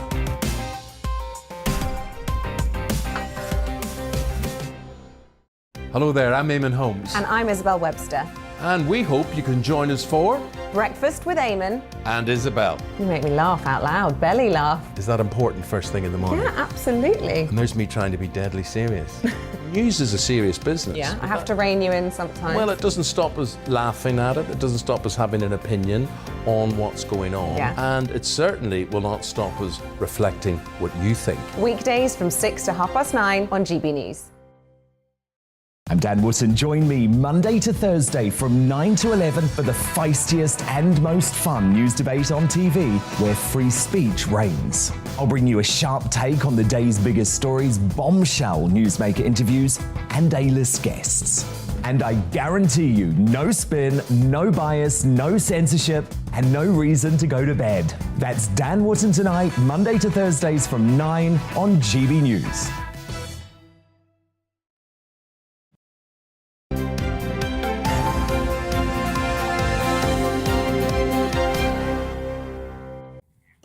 It is 7:31. Good morning to you, whether you're watching us on the TV, watching us on the app, or listening to us on the wireless. It's good to have you with us this morning. Let's have a look at the papers, should we? We'll start with the Mirror. Leads on the fall of the oligarchs, calling Putin and Abramovich blood brothers. The Times is leading on how the UK is the first country to sanction Abramovich. The Sun leads on the shaky position that Chelsea is now in, now that Abramovich is gone. The Eye leads on Abramovich as well, the sanctions against him, calling him complicit in the invasion of Ukraine. For the Metro, fall of the Roman Empire, blood on his hands, it says. So let's go through those papers in a bit more detail with Emma Burnell and Diddy David Hamilton. Morning to you. Good morning. Couldn't resist, David, sorry. The nickname never goes away, does it? No, it doesn't. It was given to me a long time ago by Ken Dodd. There's no truth in the rumour that it was after he saw me in the shower. Well, I don't know. I always believe what Ken Dodd had to say. Emma, let's have a look at The Guardian, should we? Nanas against fracking. Yeah, so there's been a lot of discussion because of the Ukrainian crisis. Everything's falling out of that. The government recently put a moratorium on fracking, decided that wasn't the best way forward in terms of our energy usage. There are a small group, but loud, of Conservative backbenchers who feel this is the wrong decision, so they'd like to reopen the debate around fracking. These nans have said absolutely blooming not, and we're going straight back out in our tabards with our samba band. Right. So they are all completely ready to man the barricades once again against fracking. It's a very controversial way of extracting energy and very possibly damaging way of extracting not very much energy. Well, they say there's loads of shale gas, though, don't they? They say there might be loads of shale gas. We don't know. They want to explore. For me, it seems like, as a business person, I run my own small business, if I were choosing between something that was infinite, i.e. wind or sunshine, or something that we knew, well, however much there was of it, is finite, and also damaging, I know which way I put my money. Yeah, but if the problem with the wind is that it's not a reliable source, is it? This is the issue. I mean, we have baseline things for like nuclear, but I don't know about you, Beth, but whenever I go out, I feel like the wind's a fairly reliable source of energy. I completely agree with you, Emma, in terms of saying that we should surely be always looking for sources of energy which are renewable. It feels like we've been caught napping on this issue, doesn't it? To be so dependent on other countries for our fuel does feel insane. But then, similarly, there is also, I've heard theories that actually there has been quite a lot of Russian propaganda here to put us off fracking, and I'm not suggesting that these nanas in Preston are undercover Russian agents, but in terms of the optics and the feeling in this country against fracking, that maybe that hasn't been quite as black and white as we might be led to believe. Well, I don't know, let's know your thoughts on that, because I know a lot of people in Blackpool have got strong views on fracking. Actually, a lot of them for it, even though it's in their area. So, but let us know what you think. gbviews@gbnews.uk. To the Daily Mail, David. And I hope you haven't been burgled. But I have. Did the police actually do anything? I've been burgled more than once. It was some time ago, and I think the police were more active in those days. But the story in the Mail is about a departing chief inspector who has said the police must not give up on burglary. And while they are involving themselves in lesser important crimes, I mean, burglary is an awful thing. The intrusion of your home, an Englishman's home is his castle. Or an English woman's home is her castle. But I think one of the problems is that nowadays you don't see so many bobbies on the beat. And if you look at the old films on television, you always see the bobby on the beat, and he is the man doing his rounds in the evening when it's dark, who sees a light or hears a sound, investigates. And I think that's one of the problems. So they are recruiting. I mean, it's the Dixon of Dock Green approach, isn't it? I mean... Yeah, exactly. I don't know anybody that wouldn't want to see more police officers on the streets, but I ask a police officer and they'll say they're often busy in the office having to fill out paperwork. And, we had a spate of burglaries on our road just recently, but only from cars. Yeah. But lots of houses have CCTV. So we had CCTV footage of this guy going along. And you can always find a policeman when you don't want one. When you're speeding, good point. You can find a policeman easily. But even when you want one... Yeah, but even having taken this CCTV footage to the police, there was not, I guess, the time. I don't want to say not the will, but there wasn't the time, maybe the resources to try and work out who this guy was who'd emptied several cars. So it's a bit demoralising for house and car owners, I think it's a case of priorities, and I think burglary is something that should be prioritised more. I agree. It does have that real impact on you when it happens. Yeah. It's horrible. What's the Mail saying about the Jeremy Kyle show, Emma? So there's a new documentary coming out, I believe, on Channel 4, which is an absolutely devastating... it's sort of an expose, except we all kind of knew what was happening. The Jeremy Kyle show was yanked off air when a contestant committed suicide. Not a contestant. Well, actually, that's a good question, because one of the things the Mail says is that producers were telling drug addicts that there was only one space in rehab and they had to compete for it by being the most emotive on the show. It's a very, very exploitative form of television, taking the absolute worst of human behaviours and basically human bear baiting, as a judge once called it. For our entertainment, it's like the Colosseum. It's like we've grown nowhere in 2,000 years. I do find it really disgusting, actually, and I have to say what I've found particularly disturbing when I saw it was the fact that Mr. Kyle would sort of yell at a lot of the people in quite an aggressive way. I just found it really awful. I think this story is because somebody that worked on the show is now being a whistleblower. Yeah, they've talked about it on this documentary and said what was going on. I also think, though, this case was so high profile and continues to be now. I do think that shows take a much greater duty of care now. I do think this was a moment. We don't see these shows in quite the same way anymore. I think a lot of production staff do have a great responsibility to the mental health and well-being, especially, you know, the reality shows. Gets a psychoanalysis now, and I do think it's changed. But when you look at the rates of suicide on things like, you know, Love Island contestants, well, that's true. It's awful. Yeah, it's awful. But the question's who wants to go on these shows and whether they're going on them for the right reasons, if there is a right reason. I don't know. David, to the Times, looking at the Chinese connection with Russia, because this is actually a real concern, isn't it? It certainly is. And the headline here is China cools links with Russia as it recognises war. And the story is that China has acknowledged for the first time that a war is taking place in Ukraine and appears to be holding back supplies from Russia. I think everybody was very concerned about China because they have aspirations towards Taiwan. And I think that the hope is that they may have seen what has happened in the Ukraine, and it might perhaps have dissuaded them, because the thought of China and Russia together as a world power, and maybe North Korea as well, would be extremely worrying for the West. And I think everybody was wondering, where did China stand on this? Because up until now, they pretty well, you know, been on the sidelines. So I think if they have cooled their links with Russia, that can only be a very good thing. It's a really significant step. Look, we need to leave it there for the time being, but we'll see you both later on. David and Emma, thanks both. Now, coming up, Paul Coit has the latest sports news, so stay right there.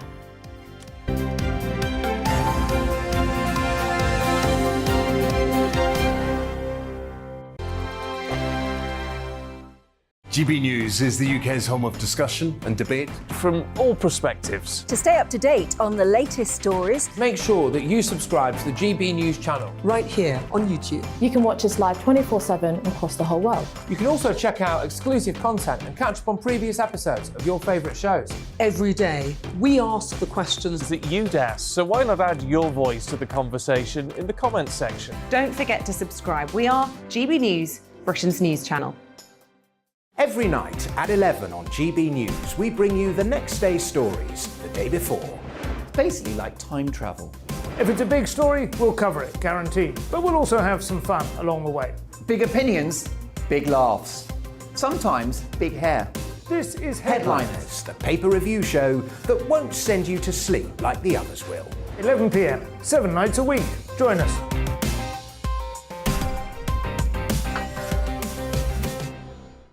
Hello there, I'm Eamon Holmes. And I'm Isabel Webster. And we hope you can join us for Breakfast with Eamon and Isabel. You make me laugh out loud, belly laugh. Is that important first thing in the morning? Yeah, absolutely. And there's me trying to be deadly serious. News is a serious business. Yeah, I have to rein you in sometimes. Well, it doesn't stop us laughing at it. It doesn't stop us having an opinion on what's going on. Yeah. And it certainly will not stop us reflecting what you think. Weekdays from 6 to 9:30 on GB News. I'm Dan Wootton. Join me Monday to Thursday from 9 to 11 for the feistiest and most fun news debate on TV, where free speech reigns. I'll bring you a sharp take on the day's biggest stories, bombshell newsmaker interviews, and A-list guests.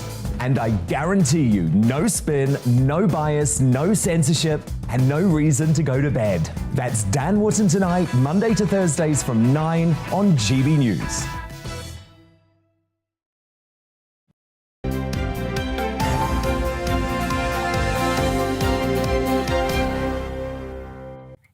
Oh, so it's all going pear-shaped at 7:42. Not with us, thankfully, but for Roman Abramovich.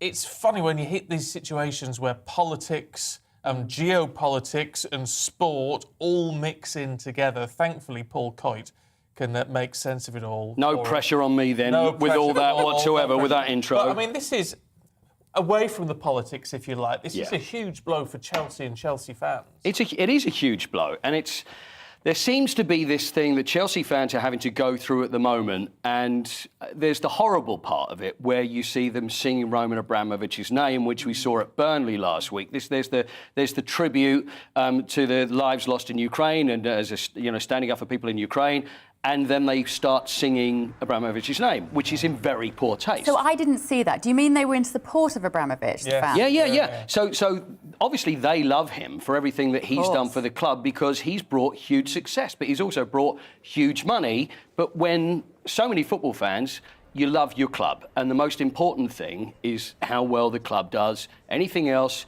you kind of take a blind, you'll put a blind eye towards that. And that has happened. There's no doubt that's happened. So there's fans that love Abramovich for the money that he's brought and the success he's brought for the club. And then it happened again yesterday. So at Norwich City they played. Again, people singing Abramovich's name, which is just in really poor taste. And it's just like, open your eyes and see what's going on. I'm just going to play devil's advocate for a minute, because they would say, in possibly a simplistic way, but they would say, it's not Abramovich who's bombing Ukraine.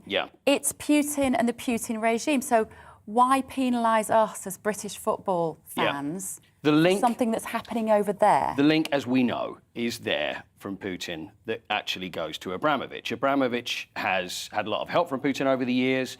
There is a link there. There's no question about that. And also the money that's gone into the club. I absolutely understand that. And I do understand, as a fan, you would think, you know what? But you would want to think that way. There's a part of you that would actually think it's just all about the football as far as I'm concerned. He's helped us. He's our great saviour. But things are changing and people are beginning to now notice and open their eyes. I wonder if he came out and made a statement. If Roman Abramovich came out and said categorically, I do not support the invasion of Ukraine, I stand with Ukrainian people, he's probably not going to say that. What would the implications of that be? That would put the British government in a very difficult position, I think he'd probably find himself on the end of a bit of polonium-210. Yeah, and I think there may be a call from Moscow that might say, well, what are you doing? He hasn't actually done an interview, because the thing is, this is someone who owns the club and has done, for like 18 years. And has put a lot of money in the club. I mean, it's losing a huge amount of money, millions every year, but it's his club. So that's what he does. Whether for whatever reason, whether it be love for the club or whatever reason it is, it's a club that's losing money. But he's not likely to come out and say anything. No. Also, we know that he did try and sell the club, and he's been trying to do that. But also, that now has been scuppered. Yeah. So thankfully we've got an expert, haven't we? Thank goodness. Which is what we need at the moment. Yes, I guess this is Tom Cannon, right? It is, yes, please. Tom, who's from the University of Liverpool, expert in financial matters when it comes to football. Are you there, Tom? Yes, I am. OK, Tom, it's great to have you on and try and make some sense about what's going on. The implications, really, as far as Chelsea fans are concerned. Now, we hear all the stories about the fact that Abramovich has been sanctioned, the fact that the club shop is closing, the fact that there's no transfers. I mean, there's a transfer window which is closed at the moment. But what are the implications for the average Chelsea fan that loves this club and wants to go along to see football? Are they in a heck of a lot of trouble here? And could this be the end of Chelsea in one way? No, is the simple answer to that. First of all, the troubles are not as serious as people talk about. First of all, something like 80% of the season tickets, the tickets are sold on a seasonal basis. So all that season ticket money is in, and therefore that's about 80% of their income. Another 10% is away fixture money, and that's in already. If somebody was going to go to Chelsea to do a game later this season, the odds are they've paid in advance and those games are sold out. So the short-term impact is very, very limited.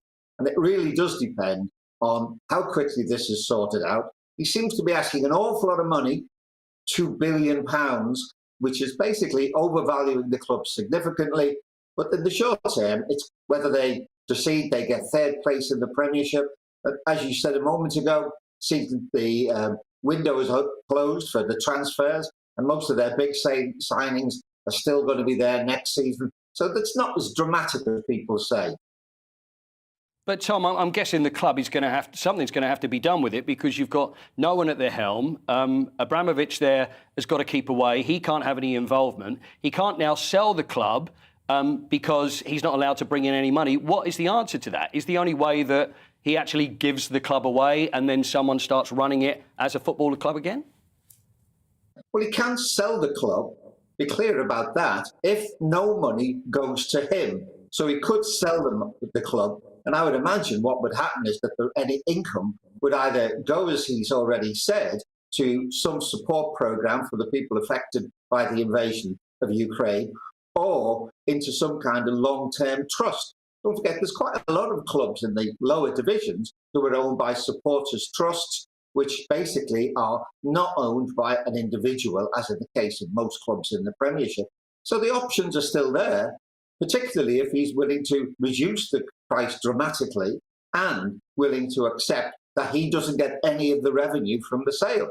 And there are at least $3 billion. What do you think is going to happen then over the next couple of weeks then, Tom? Because there's a lot of worried people around about thinking about what is Roman Abramovich going to do and what is his future with the club. He's been so important to the club, but how do you think this is going to play out? I think it's going to play out. He's got to get himself clear on what he wants and what he's going to do. So far, he's not been very well advised. This vague talk he had at the start, talking about transferring it to the Chelsea Foundation, which is a remarkably effective community enterprise initiative, which does tremendous work in the society that Chelsea Foundation wants to support. That was a nonsense suggestion. He has options: sell the club and accept he's not going to get anything out of it, and accept that that will be like most of his other assets in the UK. And that's the easy way forward for the club. And if you had 3 billionaires, as they've claimed, in line to buy it, it's about how much money he wants for it. And the truth is, it's an asset which the value of it isn't that great in terms of revenue. Don't forget, most people make their money out of football. If they're not players or on the management side, the owners have all made their money basically out of the sale of the club. That's how most people in football have made money, by selling the club. And Matthew Harding's situation is a dramatic illustration of how that can go wrong. But the reality is, Chelsea are a club which is not in any trouble on the field, has no short-term problems in terms of most of its income is already in for the season. And the odds are, if he's willing to sell the club and do the things that he said he's going to do, which is to say all the revenue from the sale goes into some kind of foundation or trust for the use of people affected by the Ukrainian situation, then that's problem solved before the end of the season.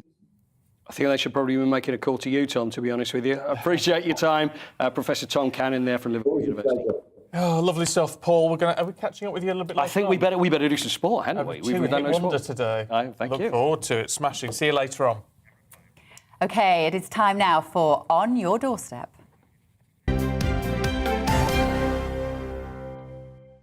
Oh, well, Davey Donaldson's in Edinburgh for us this morning. Fancy an ice cream, Davey? Yeah, indeed. Actually in South Queensferry, not Edinburgh. But, yeah, we've done the arts and crafts earlier on at Honeypot. And now we're outside the little parlour in South Queensferry, an ice cream parlour. So I think it's ice cream time. We're next to the coast, so why not? Look at some of the stuff in here.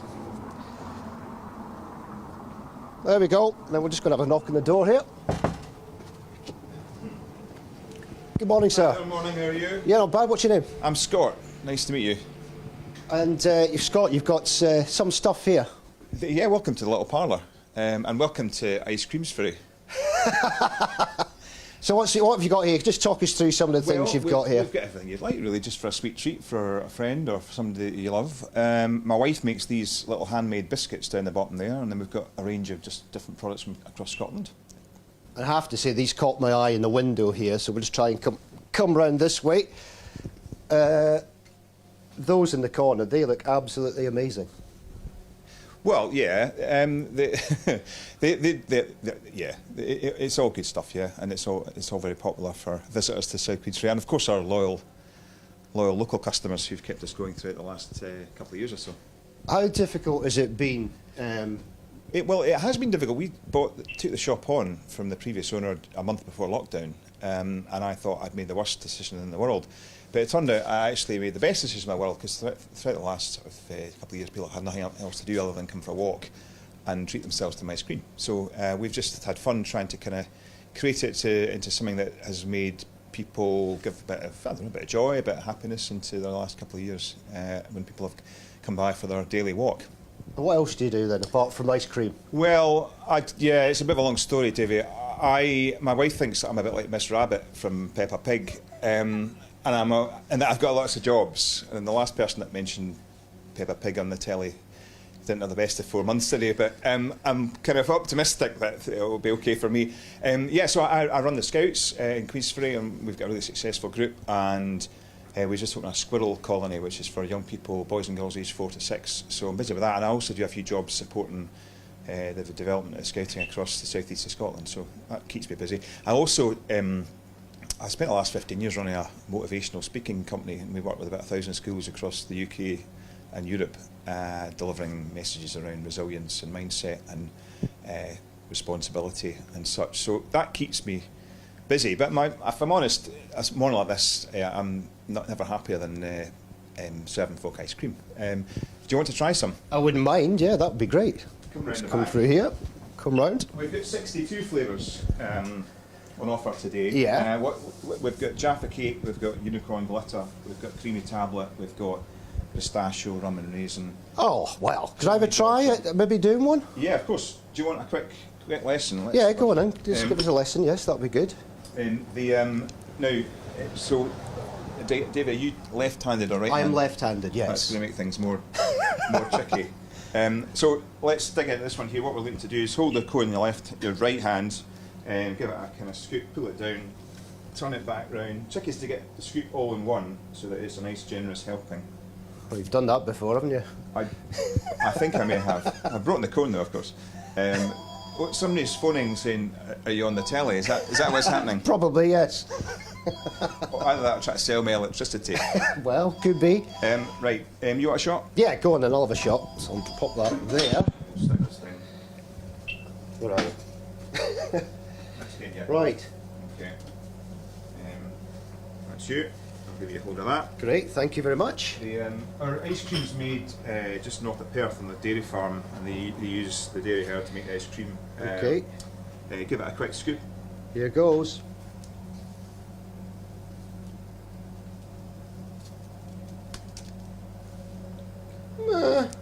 What do you think? We might need to charge half price for that, I'd say, but somebody will eat it. You'll eat it, will you?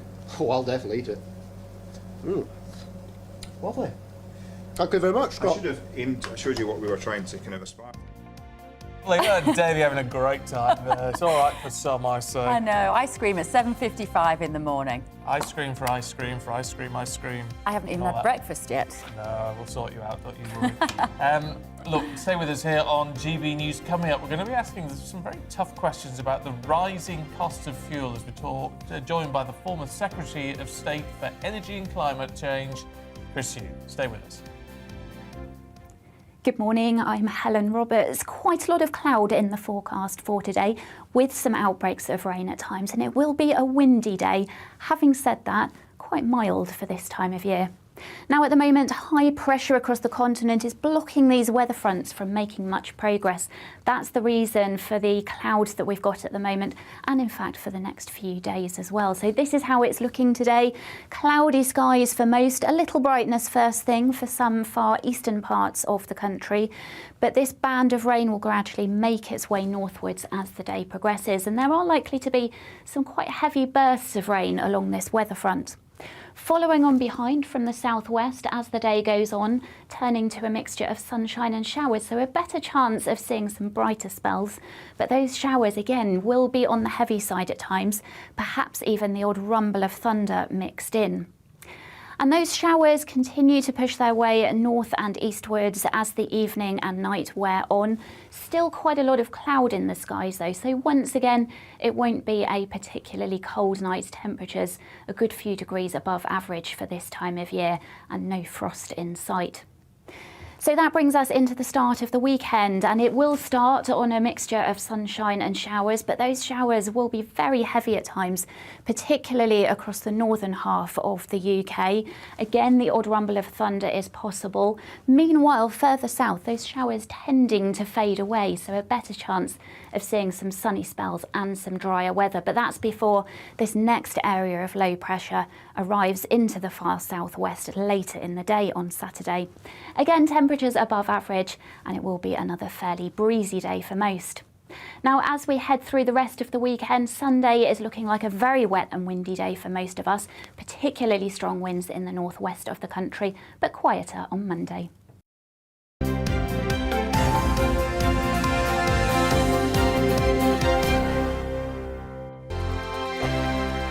GB News is the UK's home of discussion and debate. From all perspectives. To stay up to date on the latest stories, Make sure that you subscribe to the GB News channel. right here on YouTube. You can watch us live 24/7 across the whole world. You can also check out exclusive content and catch up on previous episodes of your favourite shows. Every day, we ask the questions That you'd ask, so why not add your voice to the conversation in the comments section? Don't forget to subscribe. We are GB News, Britain's news channel. Every night at 11 on GB News, we bring you the next day's stories the day before. Basically like time travel. If it's a big story, we'll cover it, guaranteed. But we'll also have some fun along the way. Big opinions, big laughs. Sometimes big hair. This is Headliners, the paper review show that won't send you to sleep like the others will. 11 p.m, 7 nights a week. Join us.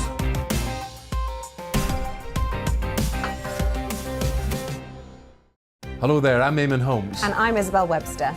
And we hope you can join us for Breakfast with Eamon. And Isabel. You make me laugh out loud, belly laugh. Is that important first thing in the morning? Yeah, absolutely. And there's me trying to be deadly serious. News is a serious business. Yeah, I have to rein you in sometimes. Well, it doesn't stop us laughing at it. It doesn't stop us having an opinion on what's going on. Yeah. And it certainly will not stop us reflecting what you think. Weekdays from 6 to 9:30 on GB News. I'm Dan Wootton. Join me Monday to Thursday from 9 to 11 for the feistiest and most fun news debate on TV, where free speech reigns. I'll bring you a sharp take on the day's biggest stories, bombshell newsmaker interviews, and A-list guests. And I guarantee you, no spin, no bias, no censorship, and no reason to go to bed. That's Dan Wootton Tonight, Monday to Thursdays from 9 on GB News.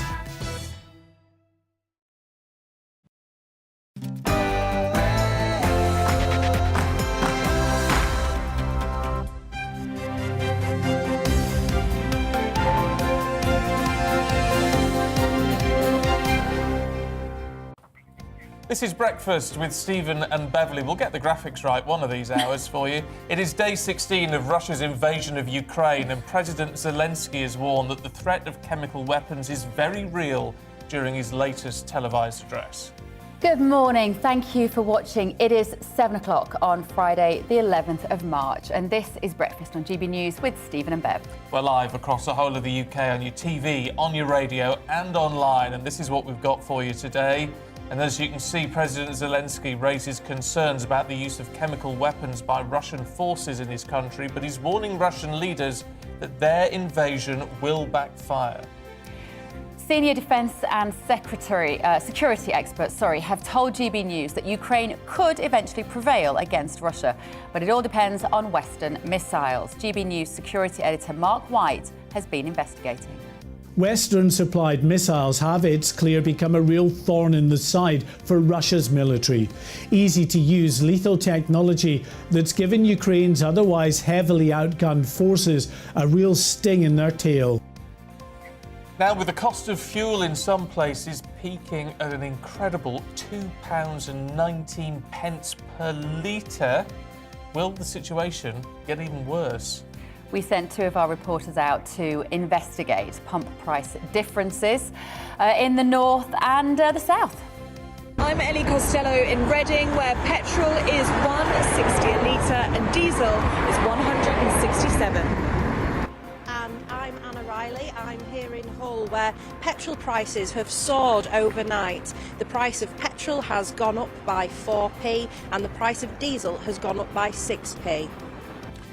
Well, that's going to affect all of us, isn't it? We'd love your thoughts on that, and tell us what the prices are like at the pumps near you. GBviews at gbnews.uk, or you can tweet us at GBnews.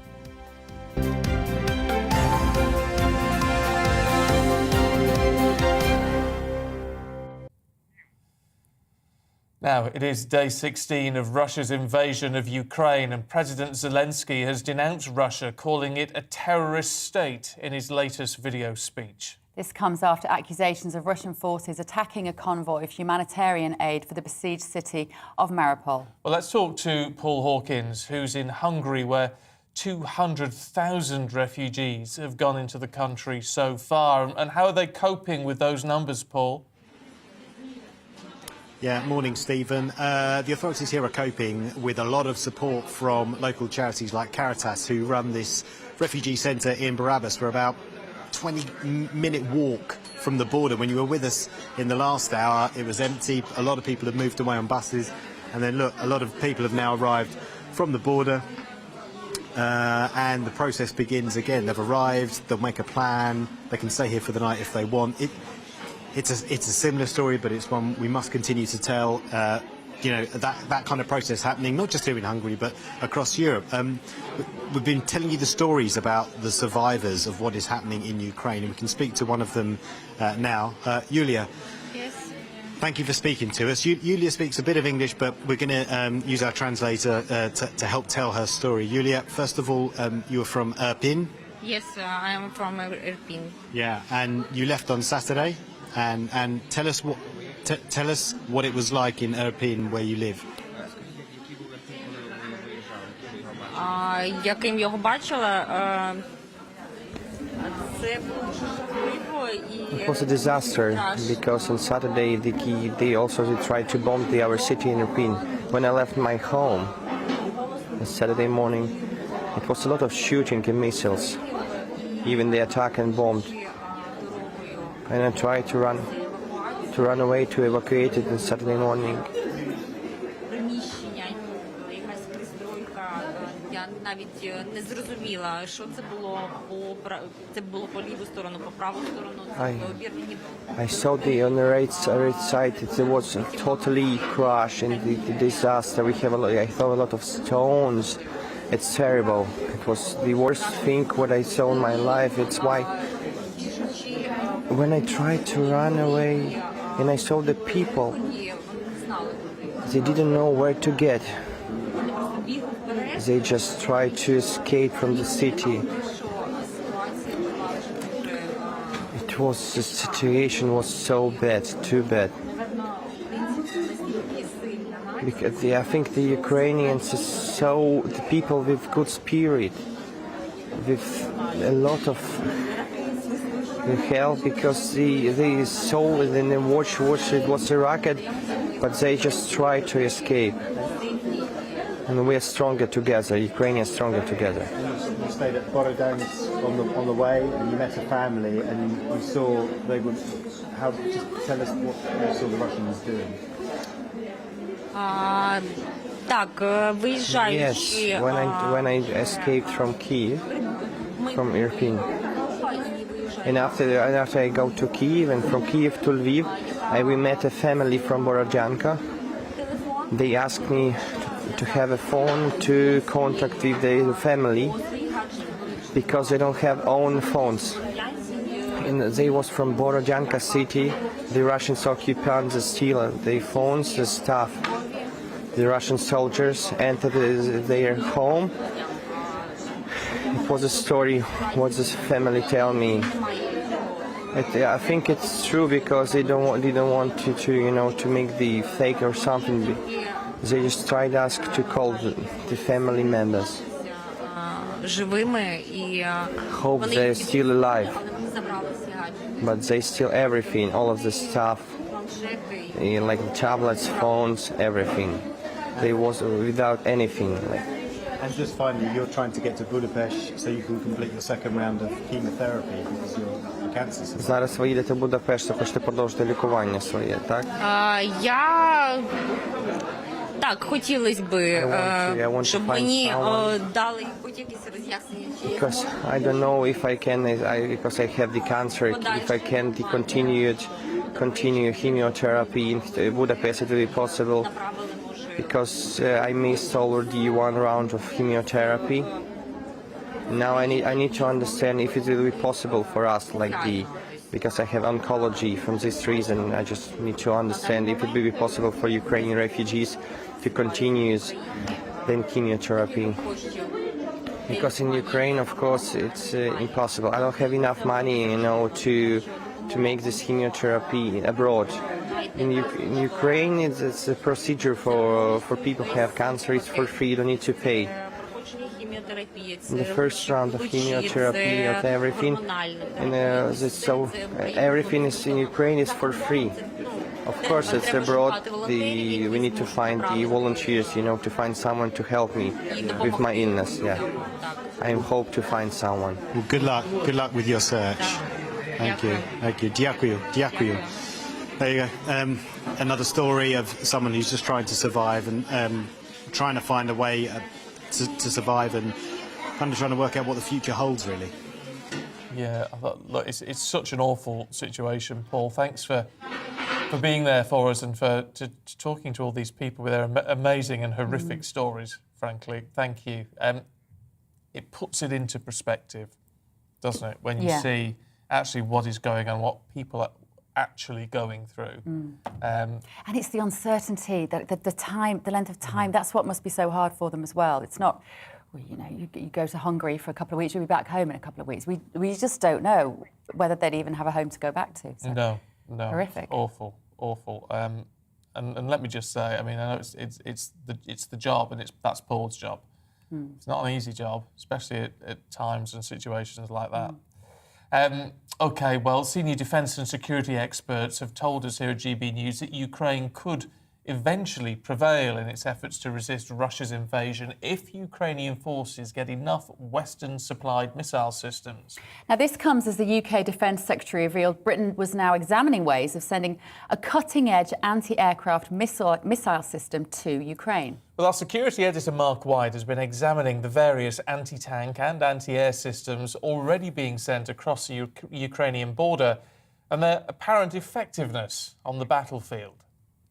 Western-supplied missiles have, it's clear, become a real thorn in the side for Russia's military. Easy-to-use lethal technology that's given Ukraine's otherwise heavily outgunned forces a real sting in their tail and helped slow Russian advances. Defence intelligence sources say more than 20,000 anti-tank and anti-air missiles have now been supplied to Ukraine. This includes 3,615 UK missiles so far, with more on the way. In fact, the UK was the first Western country to supply and train Ukrainian forces in the use of the NLAW anti-tank shoulder launch system, handing over 2,000 missiles long before Russia invaded. They are highly effective line-of-sight weapons. Some of these people literally are straight out of the office. I mean, they've got no military training. And so actually having a weapon that is easy to use is brilliant. But for many of these people, that firing that weapon will be the first military act of their life. The UK will also supply some Javelin anti-tank missiles, along with the 1,000 supplied by the US and some other nations. The high-explosive warhead has a much further effective range than the NLAW. The US has supplied more than 2,000 Stinger anti-aircraft missiles, with Germany sending a further 500 Stingers. But Ukraine says it's desperate for more. That's prompted the UK to announce it's now examining how to send some of its stock of Starstreak anti-air missiles to Ukraine. That system, which can be mounted on vehicles or even handheld, can propel a missile at 4 times the speed of sound and reach an altitude of 4 miles. The difference between the Stinger and the Starstreak is the Stinger chases the tail of an aeroplane. It homes in on the infrared signature primarily from the engine exhaust. With Starstreak, you can meet the threat head on. The Ukrainians have claimed their forces have been able to destroy more than 300 tanks, thanks mainly to Western-supplied missiles. And they also claim to have shot down around 50 Russian jets. We have no way of independently verifying those claims. There will be no compromise on the part of the Russians. They will be beaten by the Ukrainians, which is why the missiles are so important, because those are the tools that they need to actually to do the business. I don't think Russia quite understands the trouble it's in. Well, 14 countries have supplied missiles to Ukraine, and despite Russia's objections, they're continuing to smuggle many more over the Ukrainian border. Mark White there. Let's bring you up to date at 8:13, and it's being reported that Russian-backed separatists have captured the Ukrainian city of Volnovakha, the northern gateway to Mariupol. The Russian state news agency said it was confirmed to them by the defense ministry in Moscow, but it hasn't been confirmed by Ukrainian authorities. The UN Security Council will meet today at Russia's request. It follows claims by Moscow that the US is developing military biological weapons in Ukraine. The Biden administration says the accusation is preposterous. The government is going to ask Britons to open their homes to refugees fleeing the conflict in Ukraine. Levelling Up Secretary Michael Gove will unveil details of sponsored routes for Ukrainians without existing family ties here to find somewhere to stay.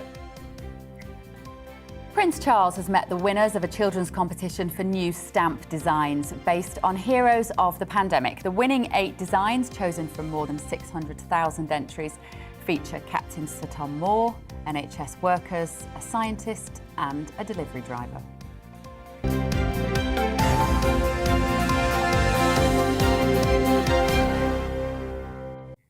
To be fair, I might be wrong, but that delivery driver stamp looked like an ambulance to me. But I'd have to look at it in a bit more detail. Listen, we all needed our delivery drivers in the pandemic. We did, but I don't know if that's what it is. We will find out. I'm going to have a Google and have a look at that when I get a chance. Now, the Federation of Wholesale Distributors, talking of delivery drivers, have said the high cost of diesel will end up being passed on to customers. So what a surprise. With households already facing record increases with inflation, consumers up and down the country are wondering what are the alternatives. Well, to shed some light on this, we're now joined by former Secretary of State for Energy and Climate Change, Chris Huhne. Good morning. Good morning. Good morning, Chris. This energy crisis isn't just going to affect businesses, is it? It's going to affect food prices and even the NHS as well. How well braced should we be for significant changes at the moment? Well, I think it's increasingly clear that we're looking at another world energy crisis similar to the two big oil shocks of the 1970s.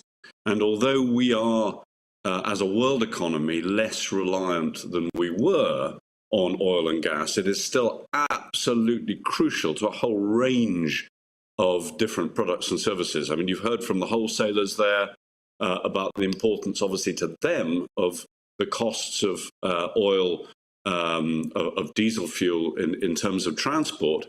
But I think people often underestimate the extent to which oil and gas are absolutely key inputs into a lot of other key products. So, for example, food prices are being affected in part because fertilizer is made often from natural gas. And in fact, Russia is a big exporter of urea, which is one of the key elements in fertilizer. And without that fertilizer input, absolutely crucial, we wouldn't have had the enormous increases in agricultural output that we've seen over the last 20 or 30 years, including, of course, grain.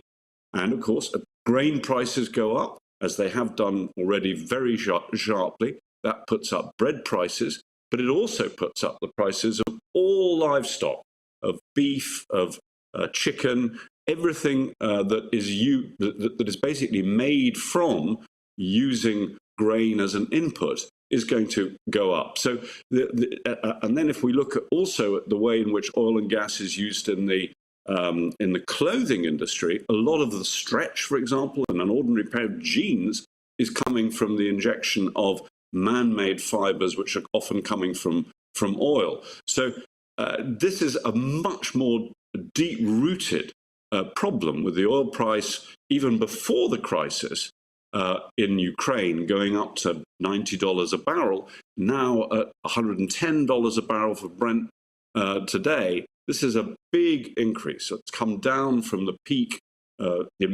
initial market panic of about $139 a barrel, but it is still very high, and it will have a massive shock all the way through the supply chains for services, businesses right the way across the global economy. I mean, it is a huge concern, as you say, across the whole economy, Chris. And we do look at, and understandably so, we're looking at energy security even in a more focused way than we have done in the past as a result of all of this, and obviously renewables, and obviously looking at things like shale gas now as well. But I mean, clearly from what you're saying, even if we achieve energy security at some point in the medium term, what that isn't going to do is buffer us from the entire shock of this sort of situation should it happen again. I think it's absolutely inevitable that there's going to be a very painful period of probably up to 2 years in which we have to struggle with very high oil and gas prices if this crisis goes on in Ukraine, because we're having to make up a shortfall of Russian oil and gas exports, which are very significant indeed. They don't sound enormous. If you think of global oil demand running at nearly 200 million barrels of oil a day, and Russia's exports at about 7 million barrels of oil a day, but actually that's a key swing factor in the markets. And even if the Saudis, for example, open the taps as much as they could, they probably haven't got more than about 1.5 to 2 million barrels of oil a day. So it's only meeting part of the shortfall.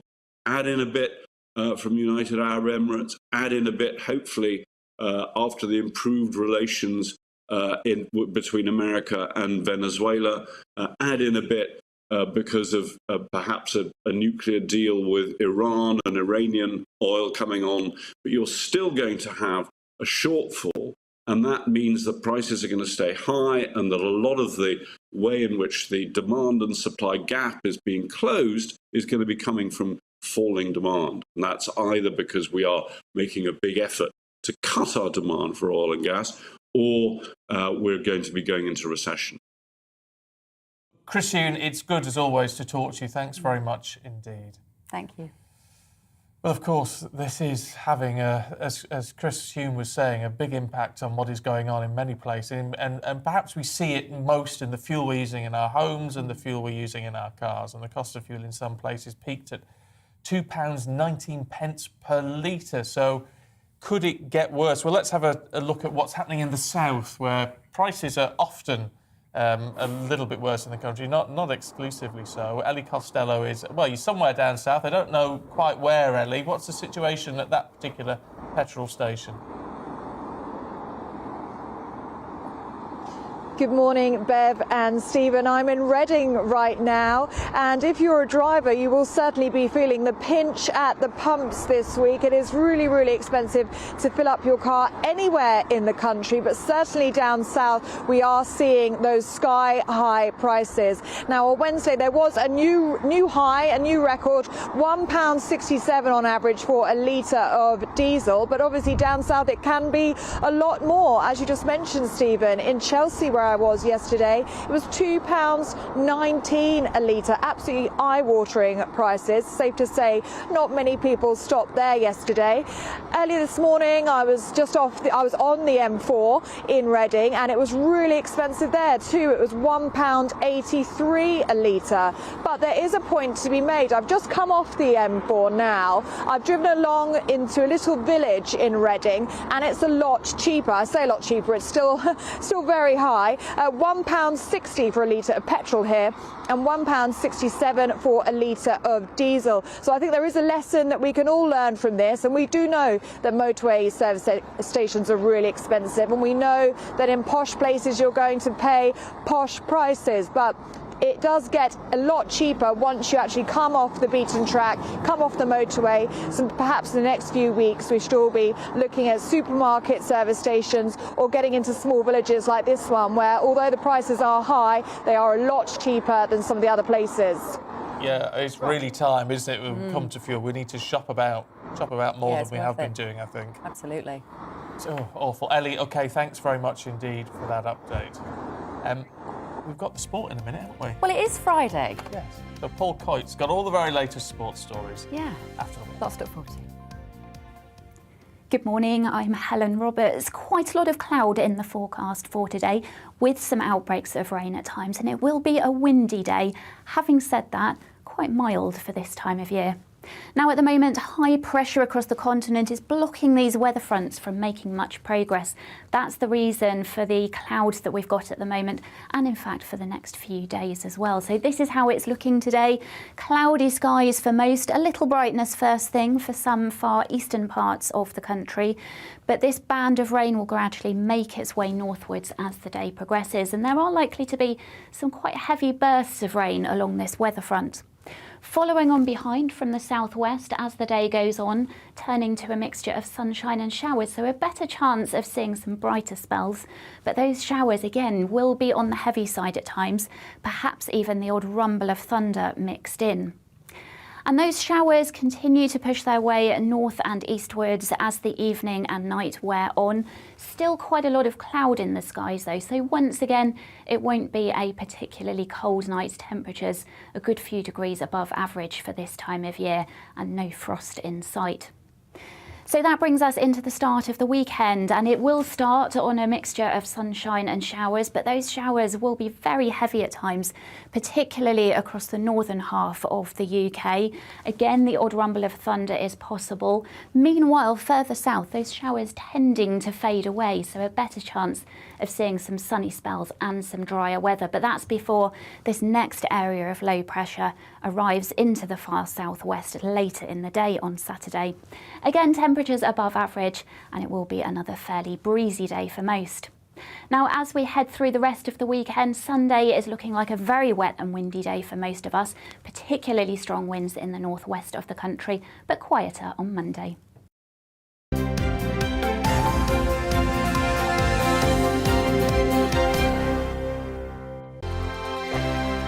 GB News is the UK's home of discussion and debate from all perspectives. To stay up to date on the latest stories, make sure that you subscribe to the GB News channel right here on YouTube. You can watch us live 24/7 across the whole world. You can also check out exclusive content and catch up on previous episodes of your favourite shows. Every day, we ask the questions that you'd ask, so why not add your voice to the conversation in the comments section? Don't forget to subscribe. We are GB News, Britain's news channel. Every night at 11 on GB News, we bring you the next day's stories the day before. It's basically like time travel. If it's a big story, we'll cover it, guaranteed. But we'll also have some fun along the way. Big opinions, big laughs. Sometimes big hair. This is Headliners, the paper review show that won't send you to sleep like the others will. 11 p.m, 7 nights a week. Join us.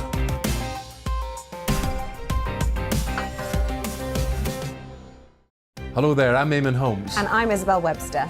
And we hope you can join us for Breakfast with Eamon and Isabel. You make me laugh out loud, belly laugh. Is that important first thing in the morning? Yeah, absolutely. And there's me trying to be deadly serious. News is a serious business. Yeah, I have to rein you in sometimes. Well, it doesn't stop us laughing at it. It doesn't stop us having an opinion on what's going on. Yeah. And it certainly will not stop us reflecting what you think. Weekdays from 6 to 9:30 on GB News. I'm Dan Wootton. Join me Monday to Thursday from 9 to 11 for the feistiest and most fun news debate on TV, where free speech reigns. I'll bring you a sharp take on the day's biggest stories, bombshell newsmaker interviews, and A-list guests. And I guarantee you, no spin, no bias, no censorship, and no reason to go to bed. That's Dan Wootton tonight, Monday to Thursdays from 9 on GB News.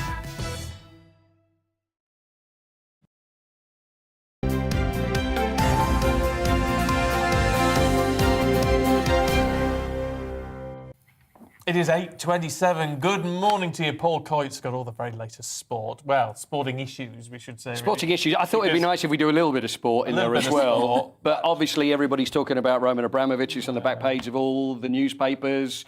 Basically, what's going to happen with Chelsea. And the front pages. Actually, it's and the middle as Waking well. up this morning, can you imagine what it must be like for him, though, to wake up this morning and see literally your face and it says blood on your hands? I know. I don't know whether they get those delivered in Moscow, though, do they? The Sun? I don't know whether it actually gets delivered over there, but I don't think he's going to be too worried.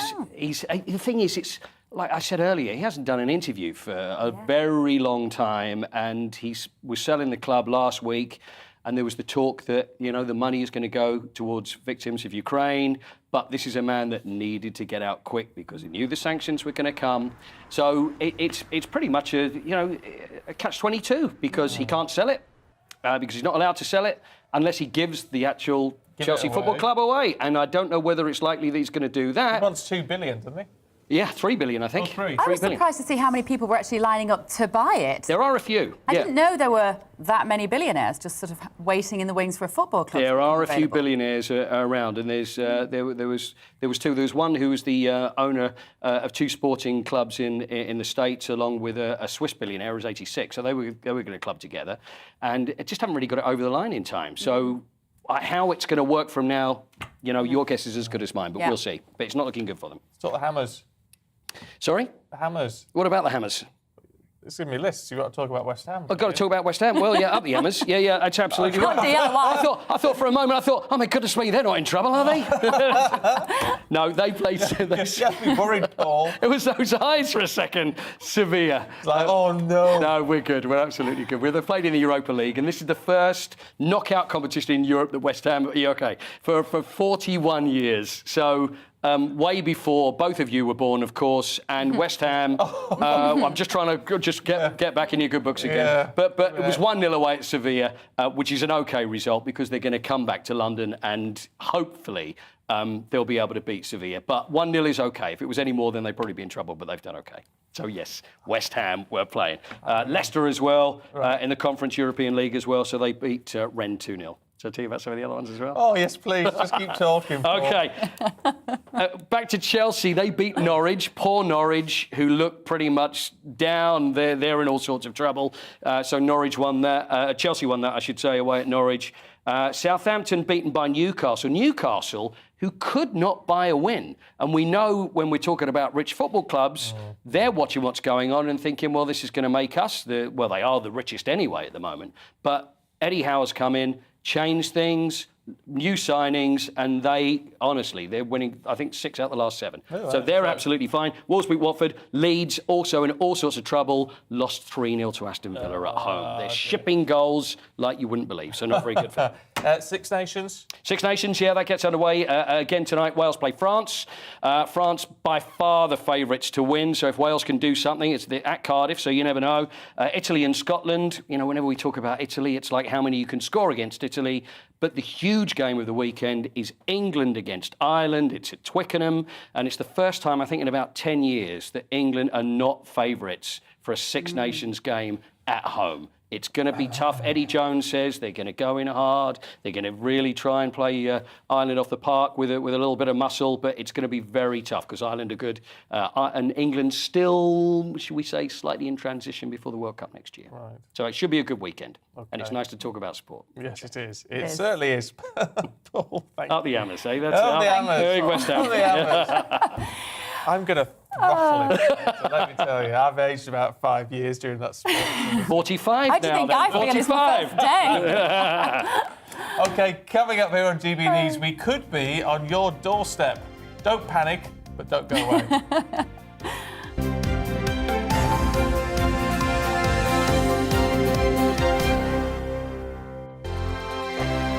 GB News is the UK's home of discussion and debate from all perspectives. To stay up to date on the latest stories, make sure that you subscribe to the GB News channel right here on YouTube. You can watch us live 24/7 across the whole world. You can also check out exclusive content and catch up on previous episodes of your favourite shows. Every day, we ask the questions that you'd ask, so why not add your voice to the conversation in the comments section? Don't forget to subscribe. We are GB News, Britain's news channel.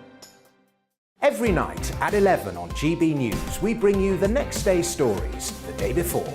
It's basically like time travel. If it's a big story, we'll cover it, guaranteed. But we'll also have some fun along the way. Big opinions, big laughs. Sometimes big hair. This is Headliners, the paper review show that won't send you to sleep like the others will. 11 p.m, 7 nights a week. Join us.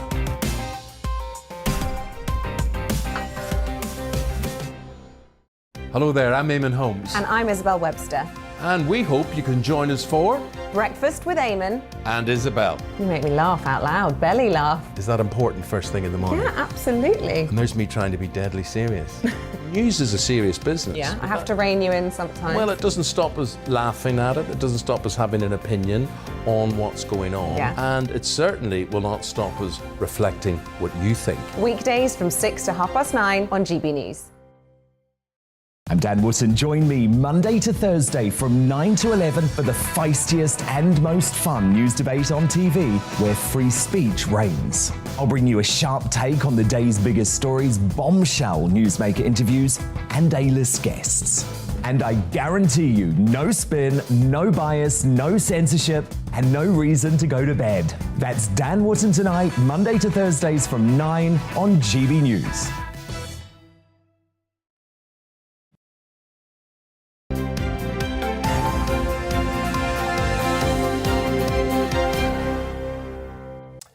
It is 8:33 morning to you. Let's go through the papers. And joining us today is Emma Burnell. Good to see you, Emma. And Diddy David Hamilton, who's here. Good to see you too, David. Let's kick off, Emma, should we, with, I'm sorry, I'm seeking a look at your list because I haven't got one. The Mirror and Ukrainian refugees. I mean, obviously we're talking millions have crossed the borders already, up to 4 million expected, plus millions internally displaced. I mean, it's an absolute nightmare.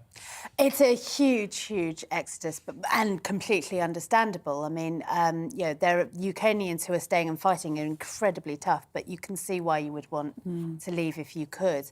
The Mirror has a lovely double-page spread of UK families who are waiting to welcome in refugees. And I'm really, really proud to say, not in the Mirror story, but my parents have applied to take in refugees to their homes. So it's such an important, we all know that there are real issues around Great Britain putting boots on the ground, but we're all trying to find ways to do our best and be part of the effort. And I think that's fantastic. Yeah, I mean, it's a phenomenal thing to do. It really is. And hats off to you if you're doing that. David, to the Express, looking how this is very much Putin's war. Just wanted to add to Emma's comments there, actually, and say how fantastic that her family are taking in some Ukrainian refugees. We're just waiting now for Yvette Cooper to take in hers. We will look forward to that. Promise that she made that was made some time ago. Yeah, my story is Frederick Forsyth in the Express. I think he's an excellent writer, not only novelist, but I love his column. And the headline today is "Why Ukraine Must Aim Low to Beat Putin." He's got some very, very good advice here. He says, if I were advising Ukraine, I would offer just two pieces of comfort. One is strategic and the other one is tactical. First of all, do not contest Russia's military might face to face. Its troops are too many, too well armed and too strong, so long as they stick to cities and motorways. But they are overwhelmingly wheel reliant. And he says, make this a war of fast moving, invisible partisans, of ambush after ambush, of sniper attack after sniper attack. The shoulder-borne missiles that we have sent, with more to follow, never miss, and no tank can take a direct hit and survive. So very good advice. There's a lot more in that article by Frederick Forsyth, worth reading. I mean, it's good advice, but isn't it tragic? We're talking about losing lives, and a lot of these Russian soldiers don't know what's going on. Isn't war an awful thing? Can you imagine sending soldiers to a war? They think they're on manoeuvres. They don't know there's a war anyway. And having mobile crematoriums travelling behind them so that if they are killed, they don't go back in body bags. I mean, it beggars belief, doesn't it? It's just appalling. Let's change tack slightly, should we? Because I think we need to have a look at something a little bit brighter this morning. And Emma, Jaeger bombs in the Star. Why Jaeger bombs? Why are Jaeger bombs important? Jaeger bombs apparently will keep you alive. Right. They are the opposite of the other kind of bombs that we've been talking about. There's a wonderful woman, Lily, I believe her name is, in the Star, who is turning 102. Wow. And she reckons that the secret of her success is Jaeger bombs, tequila shots and pizza. I want to party with Lily. Wow. Me too. I don't think Jaeger bombs have been going very long. Well, Lily is obviously a woman who keeps up with trends. Maybe she's come to them late in life. Maybe, but the pizza, What keeps you going, David? Keeps me going? Because you're the eldest of our panel by a year or two. Oh, by a year or three, yes, absolutely. I don't know. I just think I've been lucky. Both my parents died in their 50s. Oh, wow. From lung cancer. So how I've got to this age, I don't know. I was an only child, so I didn't have any brothers or sisters. I think really basically, you know, as I mentioned to you before, clean living. Clean living. Yes, is the answer. Yeah, right. I have a pal of mine, Pete Murray, you know, is a legendary broadcaster and my mentor, really. He's 96 now, Pete, and he smokes like a chimney. So, I mean, there are no rules, are there? I think a lot of it is luck, to be honest. Oh, I think a lot of it. In terms of your longevity, it is tied to your genes. Did your parents both smoke, having died from lung cancer? Yeah, they both smoked, and they died in their 50s. So I smoked until I was 50, which was very stupid, really. And I think giving up smoking was the best thing I ever did. Yeah, I'm sure. Yeah. It's just the heavy drinking and the junk food now. Shush. I know. David, can we have a quick look at the Daily Mail and penalties? I mean, penalties are a nightmare in football, but this takes the biscuit. Yeah, I thought with all this, you know, heavy news about the war, I'd finish on something light. So the Mail has a little story today about a football match that ended in 54 penalties. It finished up 25-24. And apparently the previous record was held in Namibia in 2005. This penalty shootout lasted 45 minutes. So it was a great night for goalkeepers, but not a great night at the club bar. No. Oh, can you imagine? Incredible, isn't it? Can you imagine? You have no fingernails left, would you, watching that? Yeah. Look, David, Emma, thank you. We're out of time, but thank you both very much indeed. It's been great to see you. OK. Now, a man from Warwickshire says he, like Emma's parents actually, would open his home up to Ukrainian family in need and says the British government could do more to help. It comes after reports that only around 1,000 visas have been granted to Ukrainian refugees fleeing from war. Tim Andrews says he feels devastated by the situation and wants to help. Well, our West Midlands reporter Balvinda Sidhu has been to meet him. Tim Andrews lives in a 5-bedroom house in Warwickshire. He says he would open up his home to help a Ukrainian family in need. We have a disaster on our hands and now we have a moral responsibility, an obligation, I think, to even just a temporary measure to open our homes up to help give them a safe haven. I'm very privileged myself to have a house where I've got the room. I recognise there is a housing shortage in the country. We all know that. But to actually accommodate and to host a family, from a war-torn, that would give me a real nice feel of, satisfaction that I've done my bit. Tim says he's disappointed the British government isn't doing more to help. From afar, it looks as if they were far too slow to react. As I say, we had the intelligence that they were going to invade. We knew this was going to happen many weeks ago, so why wasn't the provisions put in place? There's been pressure on the government to do more to help Ukrainian people. The current visa system has been criticised for being too slow, with only around 1,000 visas granted. In response, the government are now allowing applications to be made online, but Ukrainians will need their passports. Meanwhile, Poland has taken in more than 1 million Ukrainian refugees without a visa. In times like this, you stop and think about what it would be like, how we would feel. You just can't comprehend having to even leave your animals, get as much as your belongings in a rucksack and leave your loved ones behind as well. It's just heartbreaking. In a statement, the Home Office say we've expanded our visa application capacity to 13,000 a week, deployed extra staff across the EU with a 24/7 helpline.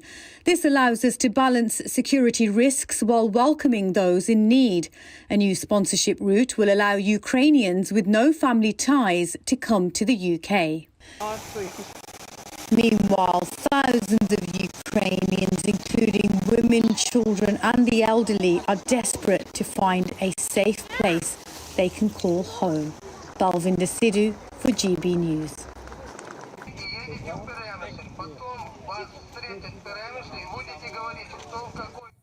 Oh, an awful situation. But it's well done to those people who are prepared to help out. Look, lots of you getting in touch about petrol prices, fuel prices, cost of living situation.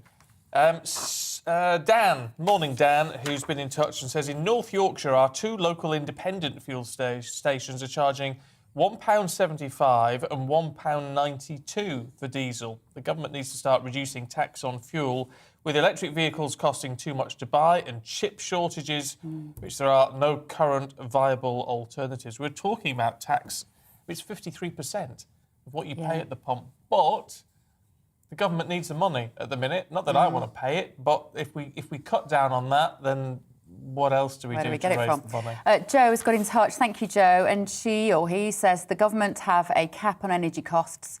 So why not petrol at the forecourts to stop petrol retailers ripping off the public? Once again, that seems to be a theme through lots of you getting in touch and saying this. This rapid increase in fuel costs is profiteering at its worst, says Jane.